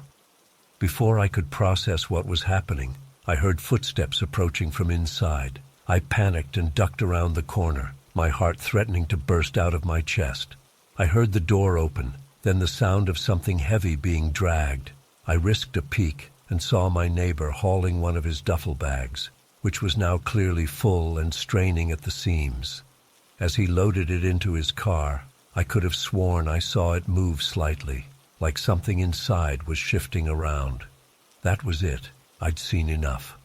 I started to back away slowly, desperate to get to my car without being noticed. But in my haste, I accidentally bumped a stack of old oil drums. They wobbled precariously for a second before crashing to the ground with a deafening clang. I froze in terror as I heard my neighbor shout, "Who's there?" followed by the sound of running footsteps. Without thinking, I turned and sprinted as fast as I could back to my car. I heard him yelling behind me, but I didn't dare look back.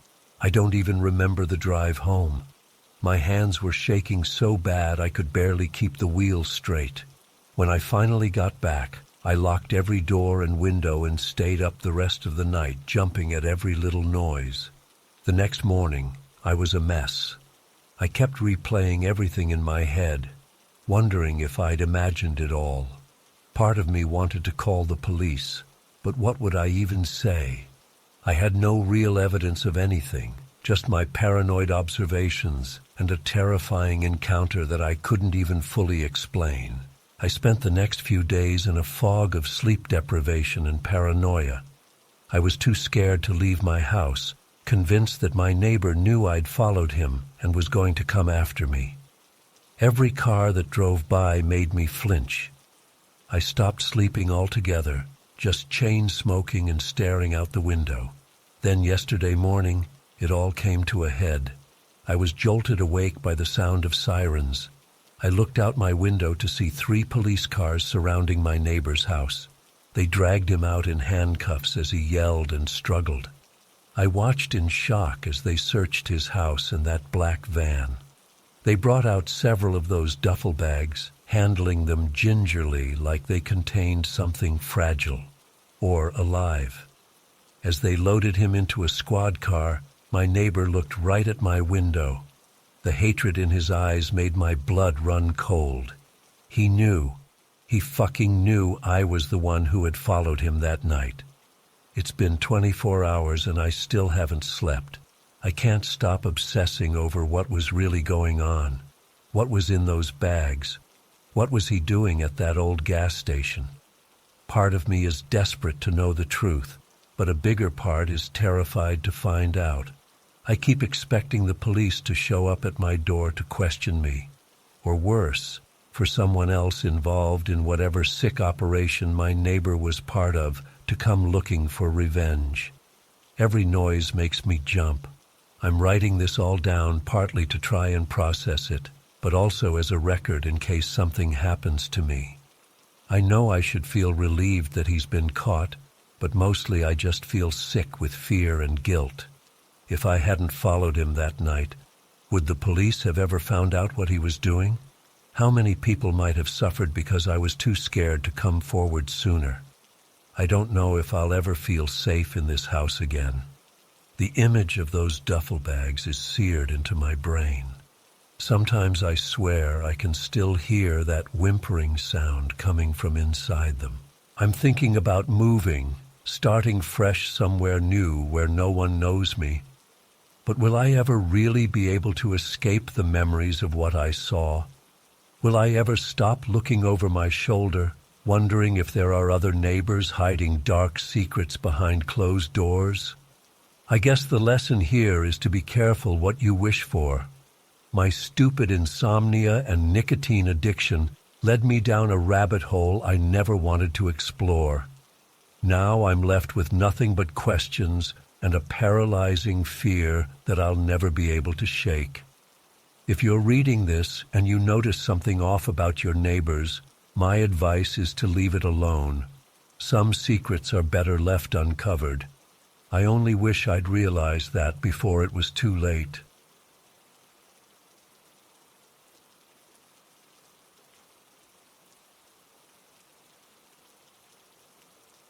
I never believed in the supernatural or anything like that. I was always a rational person, focused on my studies and career.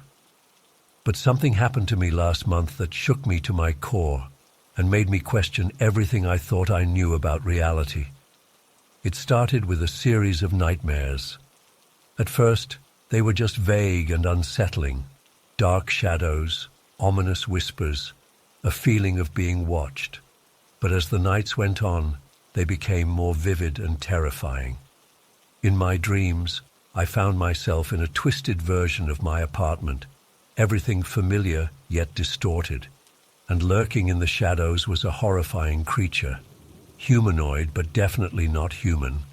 Its skin was mottled gray and seemed to writhe and shift. Its face was mostly featureless, except for glowing red eyes and a mouth full of needle-sharp teeth. In the dreams, this demonic entity would stalk me through the apartment. I'd try to run or hide, but it always found me. I'd wake up in a cold sweat, heart pounding. My roommate Julie started to get worried about me because I looked so exhausted all the time. I tried to brush it off, telling her and myself that it was just stress from work manifesting in weird dreams. But then came the night that changed everything. The nightmare started as usual, me trying desperately to escape the demon in our warped apartment. But this time I wasn't fast enough. It caught me, pinned me down. I could feel its claws digging into my skin as it leaned in close, its rancid breath on my face. The pain felt so real.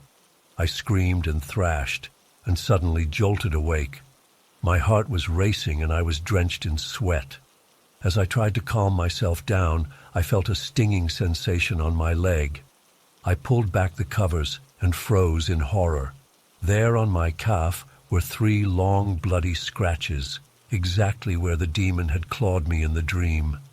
I sat there in shock, my mind reeling. This couldn't be real. It had to be a coincidence. Maybe I'd scratched myself in my sleep. But the marks were too deep, too deliberate. I'd never seen anything like it. I didn't know what to do. I was terrified to go back to sleep.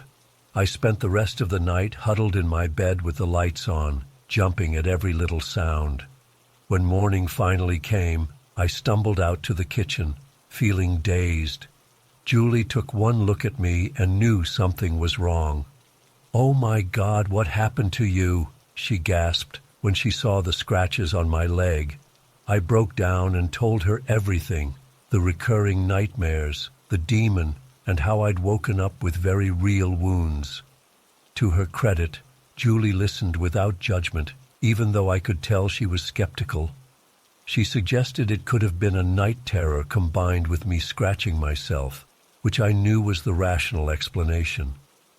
But it didn't feel right. The fear and pain had been too real. Over the next few days, I was on edge constantly. I dreaded going to sleep, afraid of what might happen. I started leaving lights on, checking under the bed and in closets like a little kid. Julie was really worried about me but didn't know how to help.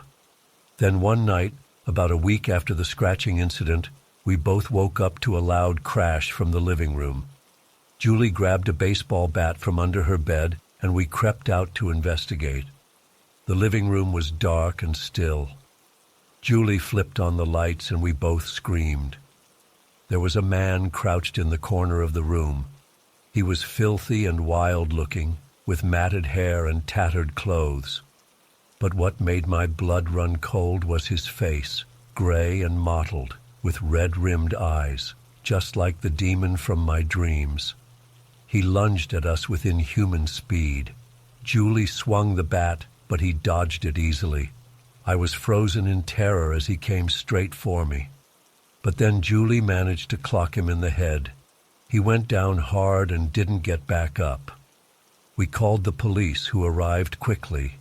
They handcuffed the intruder, who was still unconscious. The officers were baffled. They said it looked like the guy had been living in our apartment for weeks, hiding in crawl spaces and only coming out at night. They found a makeshift bed in the attic space and food wrappers stashed all over. I felt sick as the implications sank in. This man, this monster, had been in our home the whole time, watching us, stalking me in my sleep. The nightmares, the scratches, it had all been real. The police took the intruder away and did a thorough search of the apartment. They said we were lucky he hadn't killed us in our sleep. Julie and I spent the night at a hotel. There was no way we could stay there. In the days that followed, more disturbing details emerged. The man was identified as Eric Rollins, a drifter with a history of breaking into homes and attacking women. He was severely mentally ill and believed he was some kind of demon. The doctors said his skin condition and red eyes were the result of a rare genetic disorder. Rollins is in jail now awaiting trial. Julie and I moved out of that apartment. Too many bad memories. I'm in therapy, trying to process the trauma of what happened. The nightmares have mostly stopped, but I still have trouble sleeping sometimes. I know now that there was a rational explanation for everything that happened. But a part of me can't shake the feeling that there was something truly supernatural about the whole experience.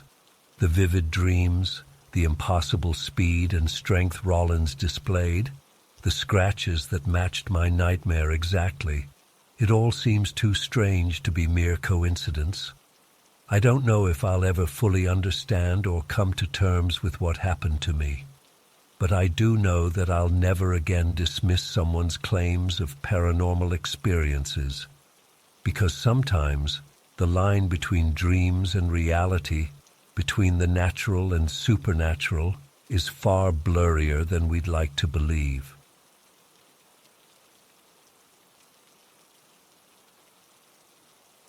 I still get chills thinking about that cursed toy car from my childhood.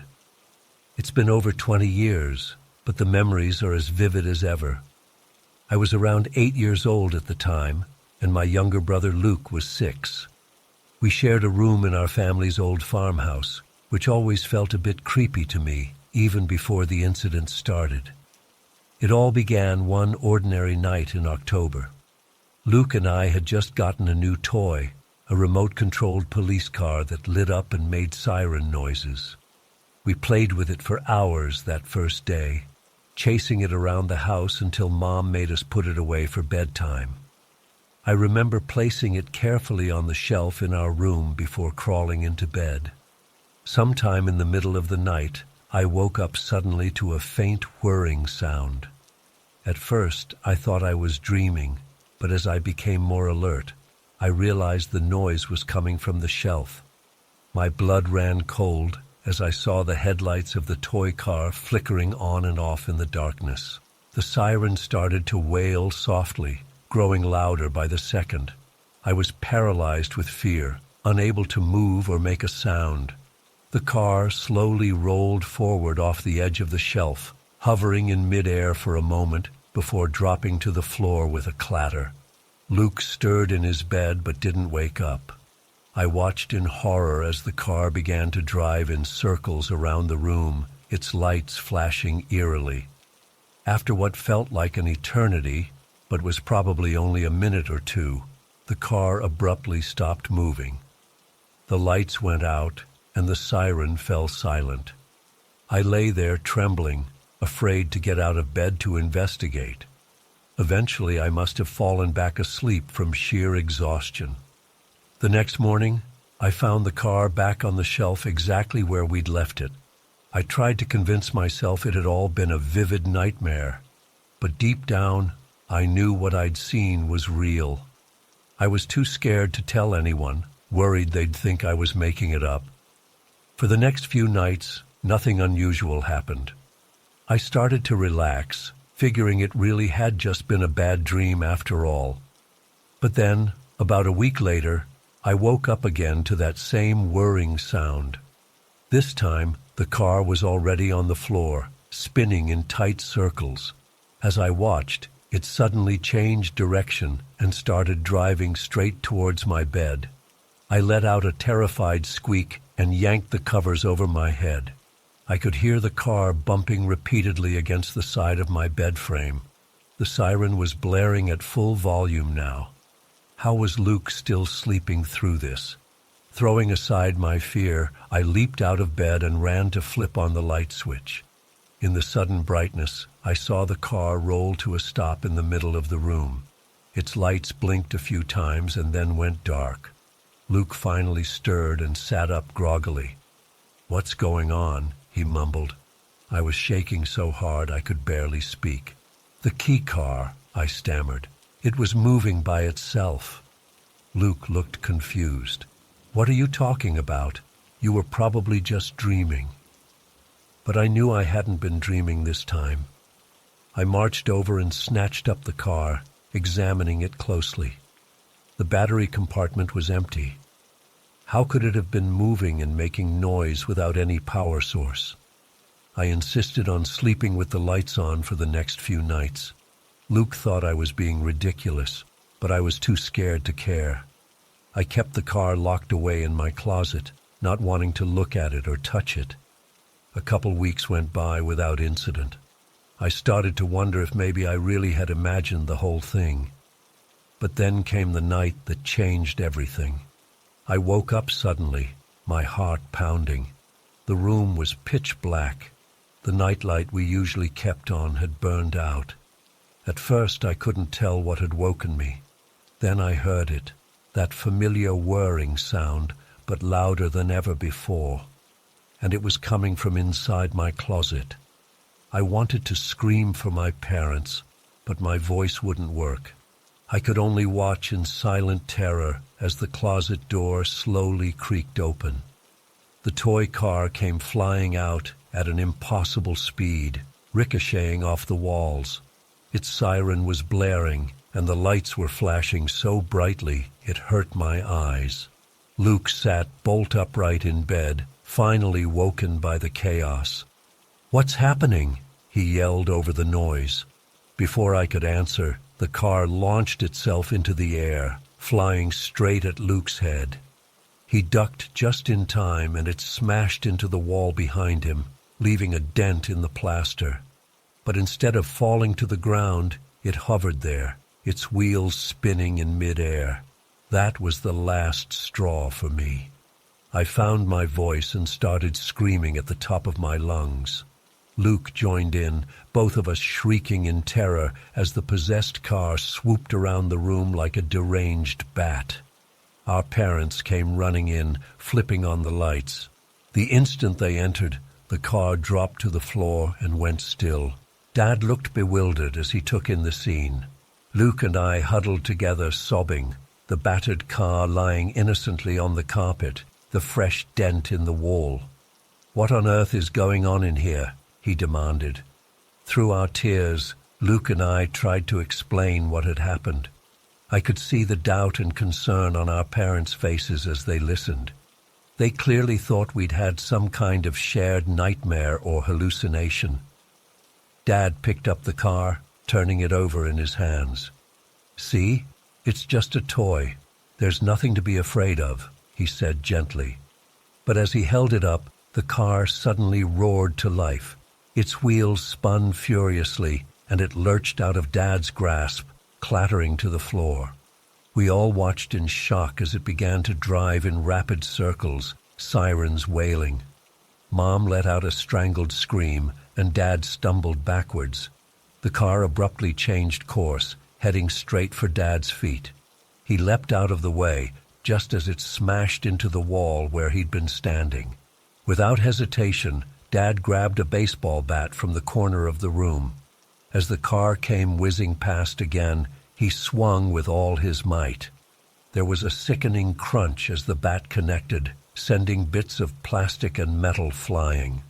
The mangled remains of the car twitched a few times, letting out a distorted wail before finally falling silent. We all stood there panting, staring at the wreckage in disbelief. After a long moment, Dad cleared his throat.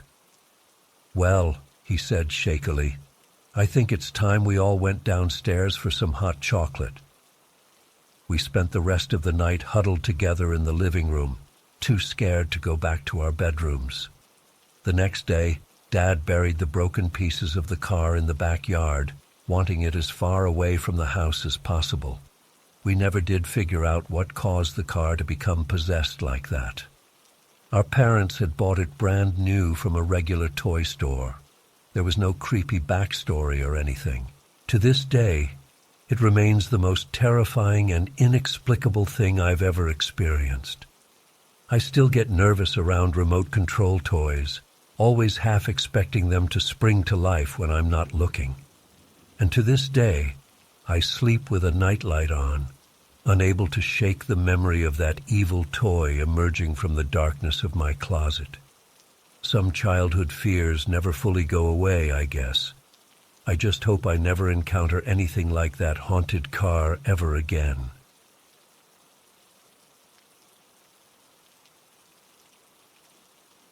I still remember that summer trip to Casco Bay like it was yesterday. It was supposed to be an awesome getaway with my 3 best friends, Greg, Jay, and Mark. We were all 15 at the time, eager to escape our parents and have some freedom on a small island off the coast of Maine. Greg's family owned a little cabin there, and his dad agreed to chaperone us for the week. We were beyond excited as we packed our bags and boarded the ferry.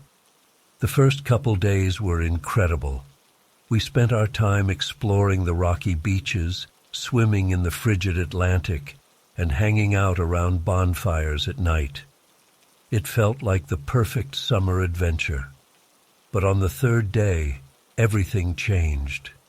We had gone on a hike to the far side of the island, scrambling over boulders and pushing through dense forest. By late afternoon, we were hot, tired, and ready to head back. As we gathered our stuff, I noticed Mark fumbling with his backpack, struggling to zip it closed. Without thinking, I reached over to help him. "I got it," he snapped, yanking the bag away. I was taken aback by his reaction, but didn't think too much of it at the time. Mark could be moody sometimes. We hiked back in silence as the sun began to set. That night, I woke up around 2 a.m. needing to use the bathroom. As I crept through the dark cabin, I tripped over Mark's backpack that he'd left in the middle of the floor. The contents spilled out, and I quickly tried to stuff everything back in before anyone woke up. My hand brushed against something hard and unfamiliar. Curious, I pulled out a small object and squinted at it in the dim moonlight coming through the window. It was a silver locket. Definitely not something I'd expect Mark to have. As I turned it over in my hand, it popped open. Inside was a tiny photo of me. A chill ran down my spine. Why the hell did Mark have a locket with my picture in it? And whose locket was it? I knew I needed to investigate further. Privacy be damned. I quietly unzipped the rest of his bag and began sifting through the contents. There were some normal things, extra clothes, snacks, his phone charger. But mixed in were several items that made my blood run cold. A handful of my guitar picks that had gone missing over the past year. The fancy pen my grandma gave me for my birthday that I thought I'd lost. Even the collar from my childhood dog who had passed away. What the fuck? With trembling hands, I pulled out a worn leather-bound notebook and flipped it open. The pages were filled with the most disturbing drawings I'd ever seen. Intricate sketches of demons and monsters, scenes of graphic violence and mutilation, and scattered throughout were drawings of me, sleeping, at school, hanging out with friends. Some depicted me being tortured or killed in horrific ways. I felt like I was going to be sick. This couldn't be real. Mark was one of my best friends. We'd known each other since elementary school. How could he be hiding this dark, twisted side? I flipped to the last page with shaking hands.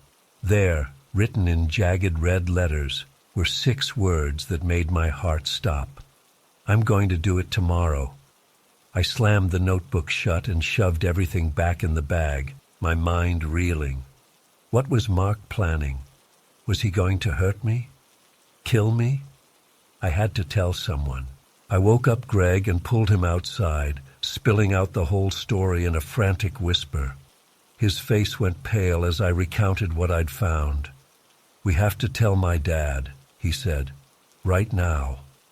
We woke up Greg's father and I showed him the notebook. He leafed through it with a grim expression. "Jesus Christ," he muttered. "Okay, boys, here's what we're going to do. We're cutting this trip short and heading home first thing in the morning. Don't say a word to Mark or Jay. I'll handle this." I barely slept that night, jumping at every creak of the old cabin. When morning came, Greg's dad announced we had a family emergency and needed to leave immediately. I could feel Mark's eyes boring into me as we packed up. Did he know I'd seen his bag? Was he planning to make his move now that his timeline was disrupted? The ferry ride back to the mainland was agonizing. I stuck close to Greg and his dad, too terrified to be alone for even a moment. As soon as we docked, Greg's dad pulled Mark aside for a private chat, while the rest of us waited in the car. I never found out exactly what was said during that conversation. All I know is that Mark's family moved away suddenly a week later. He never came back to school or contacted any of us again. Greg's dad tried to downplay the whole thing, saying Mark was going through some stuff and his parents were getting him help.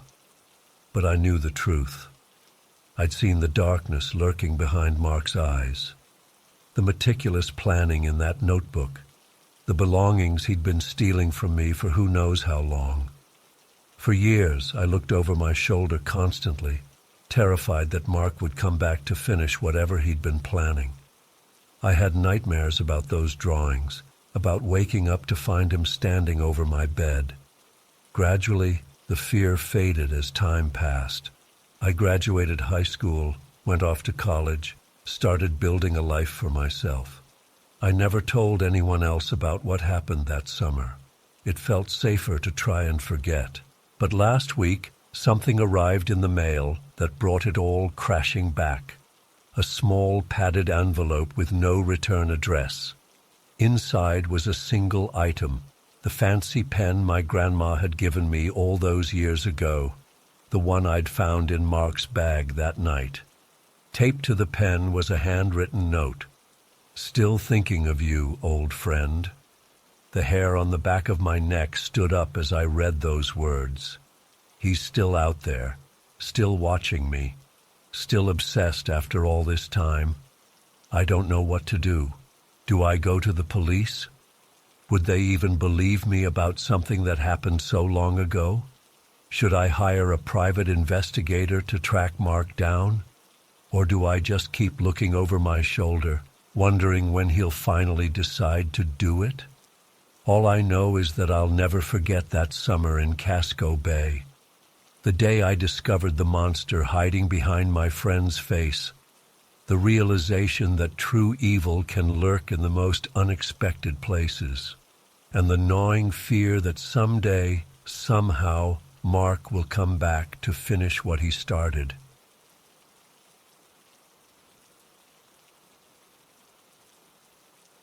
We arrived at the cabin on Friday afternoon, and I could barely contain my excitement as we unpacked and got settled in.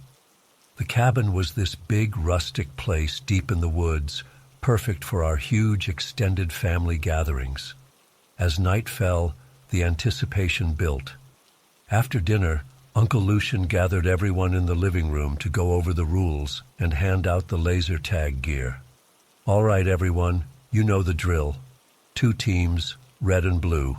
Capture the flag style. First team to get the other team's flag and bring it back to base wins. Boundaries are marked by the glow sticks. Stay within the play area and remember, have fun, but be safe out there." I was placed on the blue team with my cousins Jake and Melissa, Aunt Carol, and a few others. As we suited up in our blue vests and checked our laser guns, I felt a thrill of adrenaline. This was going to be awesome. We headed out into the frigid night air, our breath forming clouds in front of us. A full moon illuminated the snow-covered forest, casting eerie shadows between the trees. I gripped my laser gun tightly as we made our way to our base to hide our flag. The game started with a piercing whistle blast. Immediately, our teams split up. Jake and I decided to make a run for the red team's flag, while the others defended our base. We crept through the woods as quietly as possible, our boots crunching in the snow. After about 15 minutes of sneaking around, we caught a glimpse of red vests through the trees. Jake motioned for me to circle around while he distracted them. I nodded and started making my way through a particularly dense section of forest. That's when things started to get weird. As I was creeping along, I heard movement behind me. I spun around, laser gun at the ready, but didn't see anyone. Must have been an animal, I thought. But then I heard it again, the unmistakable sound of footsteps in snow. My heart started racing. I called out softly, "Jake, that you?" No response.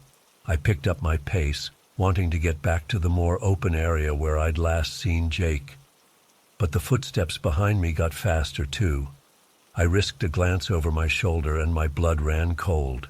Two dark figures were following me, moving quickly and purposefully. They didn't have the glowing vests of the game participants. Panic set in and I started running. I could hear them pursuing, gaining on me. My mind was reeling. Who were these people? This couldn't be part of the game. I yelled out for help, my voice echoing through the silent forest. I burst into a clearing, my legs pumping as fast as they could through the knee-deep snow. That's when I saw him, a third figure, standing motionless at the edge of the clearing. He wore a blank white mask and held something that glinted in the moonlight. With horror, I realized it was a large knife. In his other hand was what looked like a black garbage bag. I changed direction, veering away from the masked man, but he started moving too, cutting across the clearing to intercept me. I was trapped between him and the two figures still chasing me from behind. My lungs were burning, my legs felt like lead. I knew I couldn't keep running much longer. Tears stung my eyes as the reality of the situation hit me. This was really happening. These people were going to hurt me, maybe even kill me. Just as I was about to collapse from exhaustion and terror, I heard a booming voice. "Hey, stop right there!" It was Uncle Lucian. I saw him emerge from the trees, shotgun in hand. He fired 2 shots into the air. The sound was deafening in the quiet forest. My pursuers immediately scattered, disappearing into the darkness between the trees. I stumbled towards Uncle Lucian, sobbing with relief. "What the hell happened?" he demanded, putting an arm around me protectively as he scanned the forest. Through gasping breaths, I tried to explain about the people chasing me, the masked man with the knife. Uncle Lucian's face grew grave. He quickly ushered me back towards the cabin, shouting for everyone else to return immediately. The rest of the night was a blur of confusion and fear. The game was obviously called off. Uncle Lucian and a few of the other men went out to search the woods, but found no trace of the mysterious figures. We debated calling the police, but with no evidence and our remote location, it didn't seem like they'd be able to do much. I barely slept that night, jumping at every creak of the old cabin. When morning finally came, we all hoped the light of day would make the events of the previous night seem less terrifying. But things only got weirder. As we were eating breakfast, Aunt Mary realized she'd lost her laser gun during last night's chaos. A group of us went out to retrace our steps and search for it. That's when we found it. In the middle of the clearing where I'd encountered the masked man stood a crudely made snowman. But this was no cheerful Frosty. Its face was twisted into a grotesque grin, 2 black stones forming empty, staring eyes. Sticks had been jammed into its body at odd angles, making it look deformed and wrong. And there, clutched in its stick arm, was Aunt Mary's missing laser gun. We all stood there in shocked silence, staring at this bizarre, menacing snow sculpture. It felt like a message, a taunt from whoever had been out there last night. But why? What did they want? The rest of the weekend was tense and subdued. We packed up and left early, all of us eager to get away from that forest and its unsettling mysteries. It's been months now, and I still haven't been able to make sense of what happened that night. Who were those people? What were their intentions? And how did they know to leave that creepy snowman with the laser gun? I've tried to convince myself it was just some sick prank, locals messing with the out-of-towners or something. But deep down, I know it was more than that. The terror I felt being chased through those woods was all too real. I don't know if I'll ever get answers. Part of me doesn't want to know. All I know is that I'll never look at a game of laser tag or a snowman the same way again. And I definitely won't be going back to that cabin in Vermont anytime soon.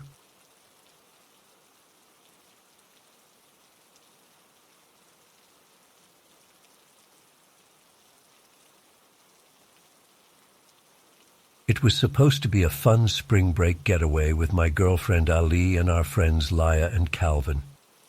We'd found this secluded Airbnb nestled in the woods near Clear Lake, perfect for a few days of relaxation away from the chaos of college life. The first day was great. We hiked, swam in the lake, and spent the evening grilling out on the deck. The second night is when everything went to hell. We were all soaking in the hot tub, sipping beers and chatting. It was around 10 p.m. and pitch black out, the kind of darkness you only get in remote places far from city lights. I remember feeling so at peace, looking up at the stars twinkling through the tree branches. Suddenly, there was this blinding flash of light coming from the woods. It was so bright it lit up the whole yard for a split second. We all froze, confused about what it could be. "What the hell was that?"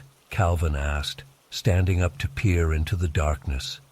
Before anyone could answer, we heard it, this bizarre clicking sound echoing through the trees. It was rhythmic, almost mechanical sounding. Click, click, click. Then a high-pitched whistle joined in, creating this eerie melody that made the hair on my arms stand up. "Guys, I really don't like this," Laya whispered, her voice shaking. I could see the fear in everyone's eyes as we scrambled out of the hot tub. "It's probably just some hikers or something," I said, trying to sound calm even as my heart raced. "Let's head inside and lock up." We hurried into the cabin, dripping water on the hardwood floors. I made sure every door and window was locked while Calvin peeked out through the curtains. "I don't see anything out there," he reported, "but that sound is still going. What the fuck is making that noise?" We huddled in the living room, still in our wet swimsuits, straining our ears to listen. The clicking and whistling continued for what felt like hours, but was probably only 15 minutes or so. Then, as suddenly as it started, it stopped.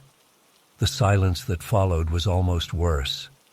"Maybe we should call the police," Ali suggested, her voice barely above a whisper. I nodded, reaching for my phone. But before I could dial, there was a loud bang on the front door that made us all jump. "Hello?"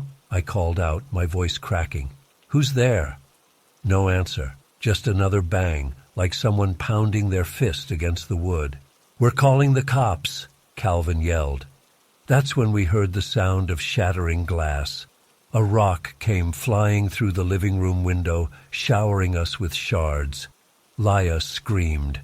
I ran to the window, stupidly hoping to catch a glimpse of whoever threw it. But all I saw was darkness. Ali picked up the rock with shaking hands. There was a piece of paper wrapped around it, held in place with a rubber band. She unfolded it and read aloud, "Go away. You're not supposed to be here." I've never felt fear like I did in that moment. It was primal, this overwhelming urge to run and never look back. But we were trapped, miles from anywhere, with God knows what lurking in the woods outside. I finally managed to call 911 with my trembling fingers. The dispatcher assured us officers were on their way, but it would take at least 30 minutes given how remote we were. Those were the longest 30 minutes of my life. We huddled together on the floor, away from the windows, jumping at every little sound. The clicking and whistling had stopped, but now there were other noises, twigs snapping, leaves rustling. It felt like we were surrounded. When the police finally arrived, it was like a weight lifted off my chest. They searched the property thoroughly but found no signs of intruders, no footprints, no evidence anyone had been there besides us. The officers were baffled. "Are you sure it wasn't just some local kids playing a prank?" one of them asked. But we knew what we'd experienced. This was no prank. There was something sinister out there in those woods. We didn't stick around to find out what. As soon as the police left, we threw our stuff in the car and got the hell out of there, driving through the night back to campus. Ali was convinced the Airbnb owner knew something. "They had to have known the place was haunted or something," she kept saying. "Why else would someone warn us to leave?" I don't know if I believe in ghosts or aliens or whatever the hell that was, but I know what I saw and heard that night. Sometimes I still wake up in a cold sweat, the sound of that otherworldly clicking and whistling echoing in my mind. We tried contacting the Airbnb host afterwards to ask if they knew about any strange occurrences at the property. They never responded. The listing disappeared a few days later. I've spent countless hours since then scouring the internet, trying to find any similar reports from that area. But there's nothing. It's like whatever happened that night was meant just for us. Part of me wants to go back, to try and make sense of it all. But a bigger part knows that's insane. Some mysteries are better left unsolved. All I know is I'll never set foot in those woods again, and I'll always wonder what would have happened if we'd stayed.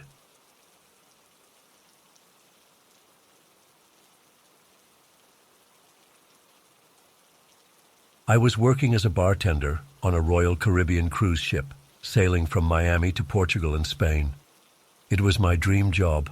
I loved meeting people from all over the world, mixing drinks, and getting to travel to amazing places. The transatlantic voyages were always my favorite, with days at sea to really get to know the passengers. On one of these long trips, I met a passenger named Sebastian. He started coming to my bar every evening, always ordering the same whiskey neat. We'd chat as I served other customers, and over the course of a few days, I learned his story. He told me he was traveling alone after a nasty divorce.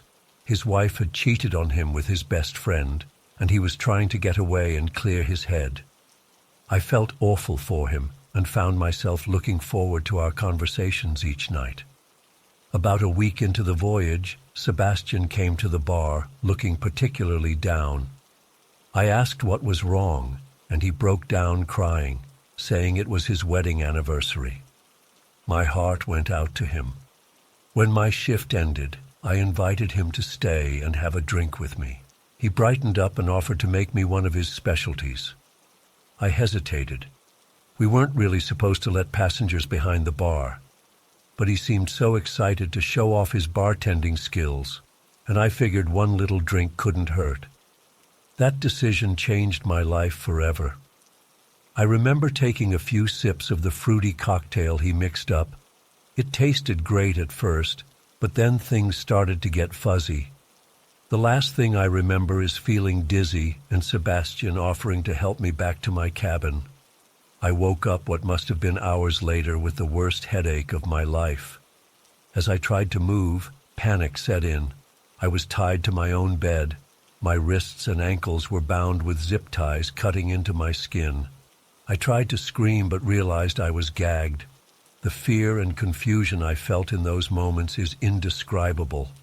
I thrashed around, trying desperately to free myself, but it was useless. Tears streamed down my face as the reality of the situation sank in. It felt like an eternity before one of my co-workers came to check on me when I missed my morning shift. She found me still tied up, dehydrated and terrified. Security was called, and they freed me and took me to the ship's medical center. As I was being examined and questioned, the full horror of what happened became clear. All of my valuables were gone. My phone, laptop, jewelry, cash, everything. My suitcase had been emptied. Even my passport was missing. Ship security launched an investigation immediately. They pulled the security footage and saw Sebastian practically carrying me to my cabin that night. But when they tried to find him, he was nowhere on the ship. Somehow, he had managed to disappear. The next few days were a blur of police interviews, embassy visits, and trying to cope with the trauma of what happened. I was put on leave and flown home as soon as we reached port. I hoped that once I was back on land, I could start to put this nightmare behind me. But it was only the beginning. About a month after I got home, an envelope arrived with no return address. My hands shook as I opened it. Inside were photos of me. Photos taken through the window of my apartment. Photos of me walking down the street, at the grocery store. He had been watching me. I went to the police immediately, but they said there wasn't much they could do. The photos weren't technically a threat, and they had no way to trace them. They advised me to be vigilant and promised to increase patrols in my neighborhood. But the photos kept coming. Every few weeks, a new envelope would arrive, sometimes with notes. "You look beautiful today," or "I miss our talks at the bar." It was torture, never knowing when I was being watched. I couldn't take it anymore. I broke my lease and moved to a new apartment across town. I changed my phone number, deleted all my social media. I even dyed my hair and started wearing colored contacts, desperate to look different from the woman in those photos. The cruise line offered me another position, but I couldn't bring myself to go back. The thought of being trapped on a ship again, vulnerable and isolated, was too much to bear. I gave up my dream career and took a job bartending at a local restaurant instead. It's been 6 months now since that fateful cruise. The photos have stopped coming, but I still live in fear. I jump at every unexpected sound. I check the locks on my doors compulsively. I'm seeing a therapist, trying to work through the trauma, but I know I'll never be the same. The police investigation turned up some disturbing information. The passport and credit card Sebastian used on the ship belonged to a real person, a man who had reported his wallet stolen months earlier. Somehow, Sebastian had obtained legitimate documents, making him nearly impossible to trace. They suspect he's done this before, targeting women on cruise ships where it's easy to disappear. But they have no real leads. He's still out there somewhere, probably planning his next con. I don't know if I'll ever feel truly safe again. But I'm sharing my story as a warning to others. Trust your instincts. Be careful who you let into your life, even for a moment. One lapse in judgment was all it took to destroy the life I'd worked so hard to build. Sometimes I wonder if he's still watching me, if he knows where I am now. I try not to think about it, but in my darkest moments, I'm convinced I'll open my door one day and he'll be standing there. All I can do is take it one day at a time and hope that someday, somehow, he'll be caught and I can finally start to heal. But for now, the fear is always there, lurking just below the surface. I don't know if I'll ever be free of it.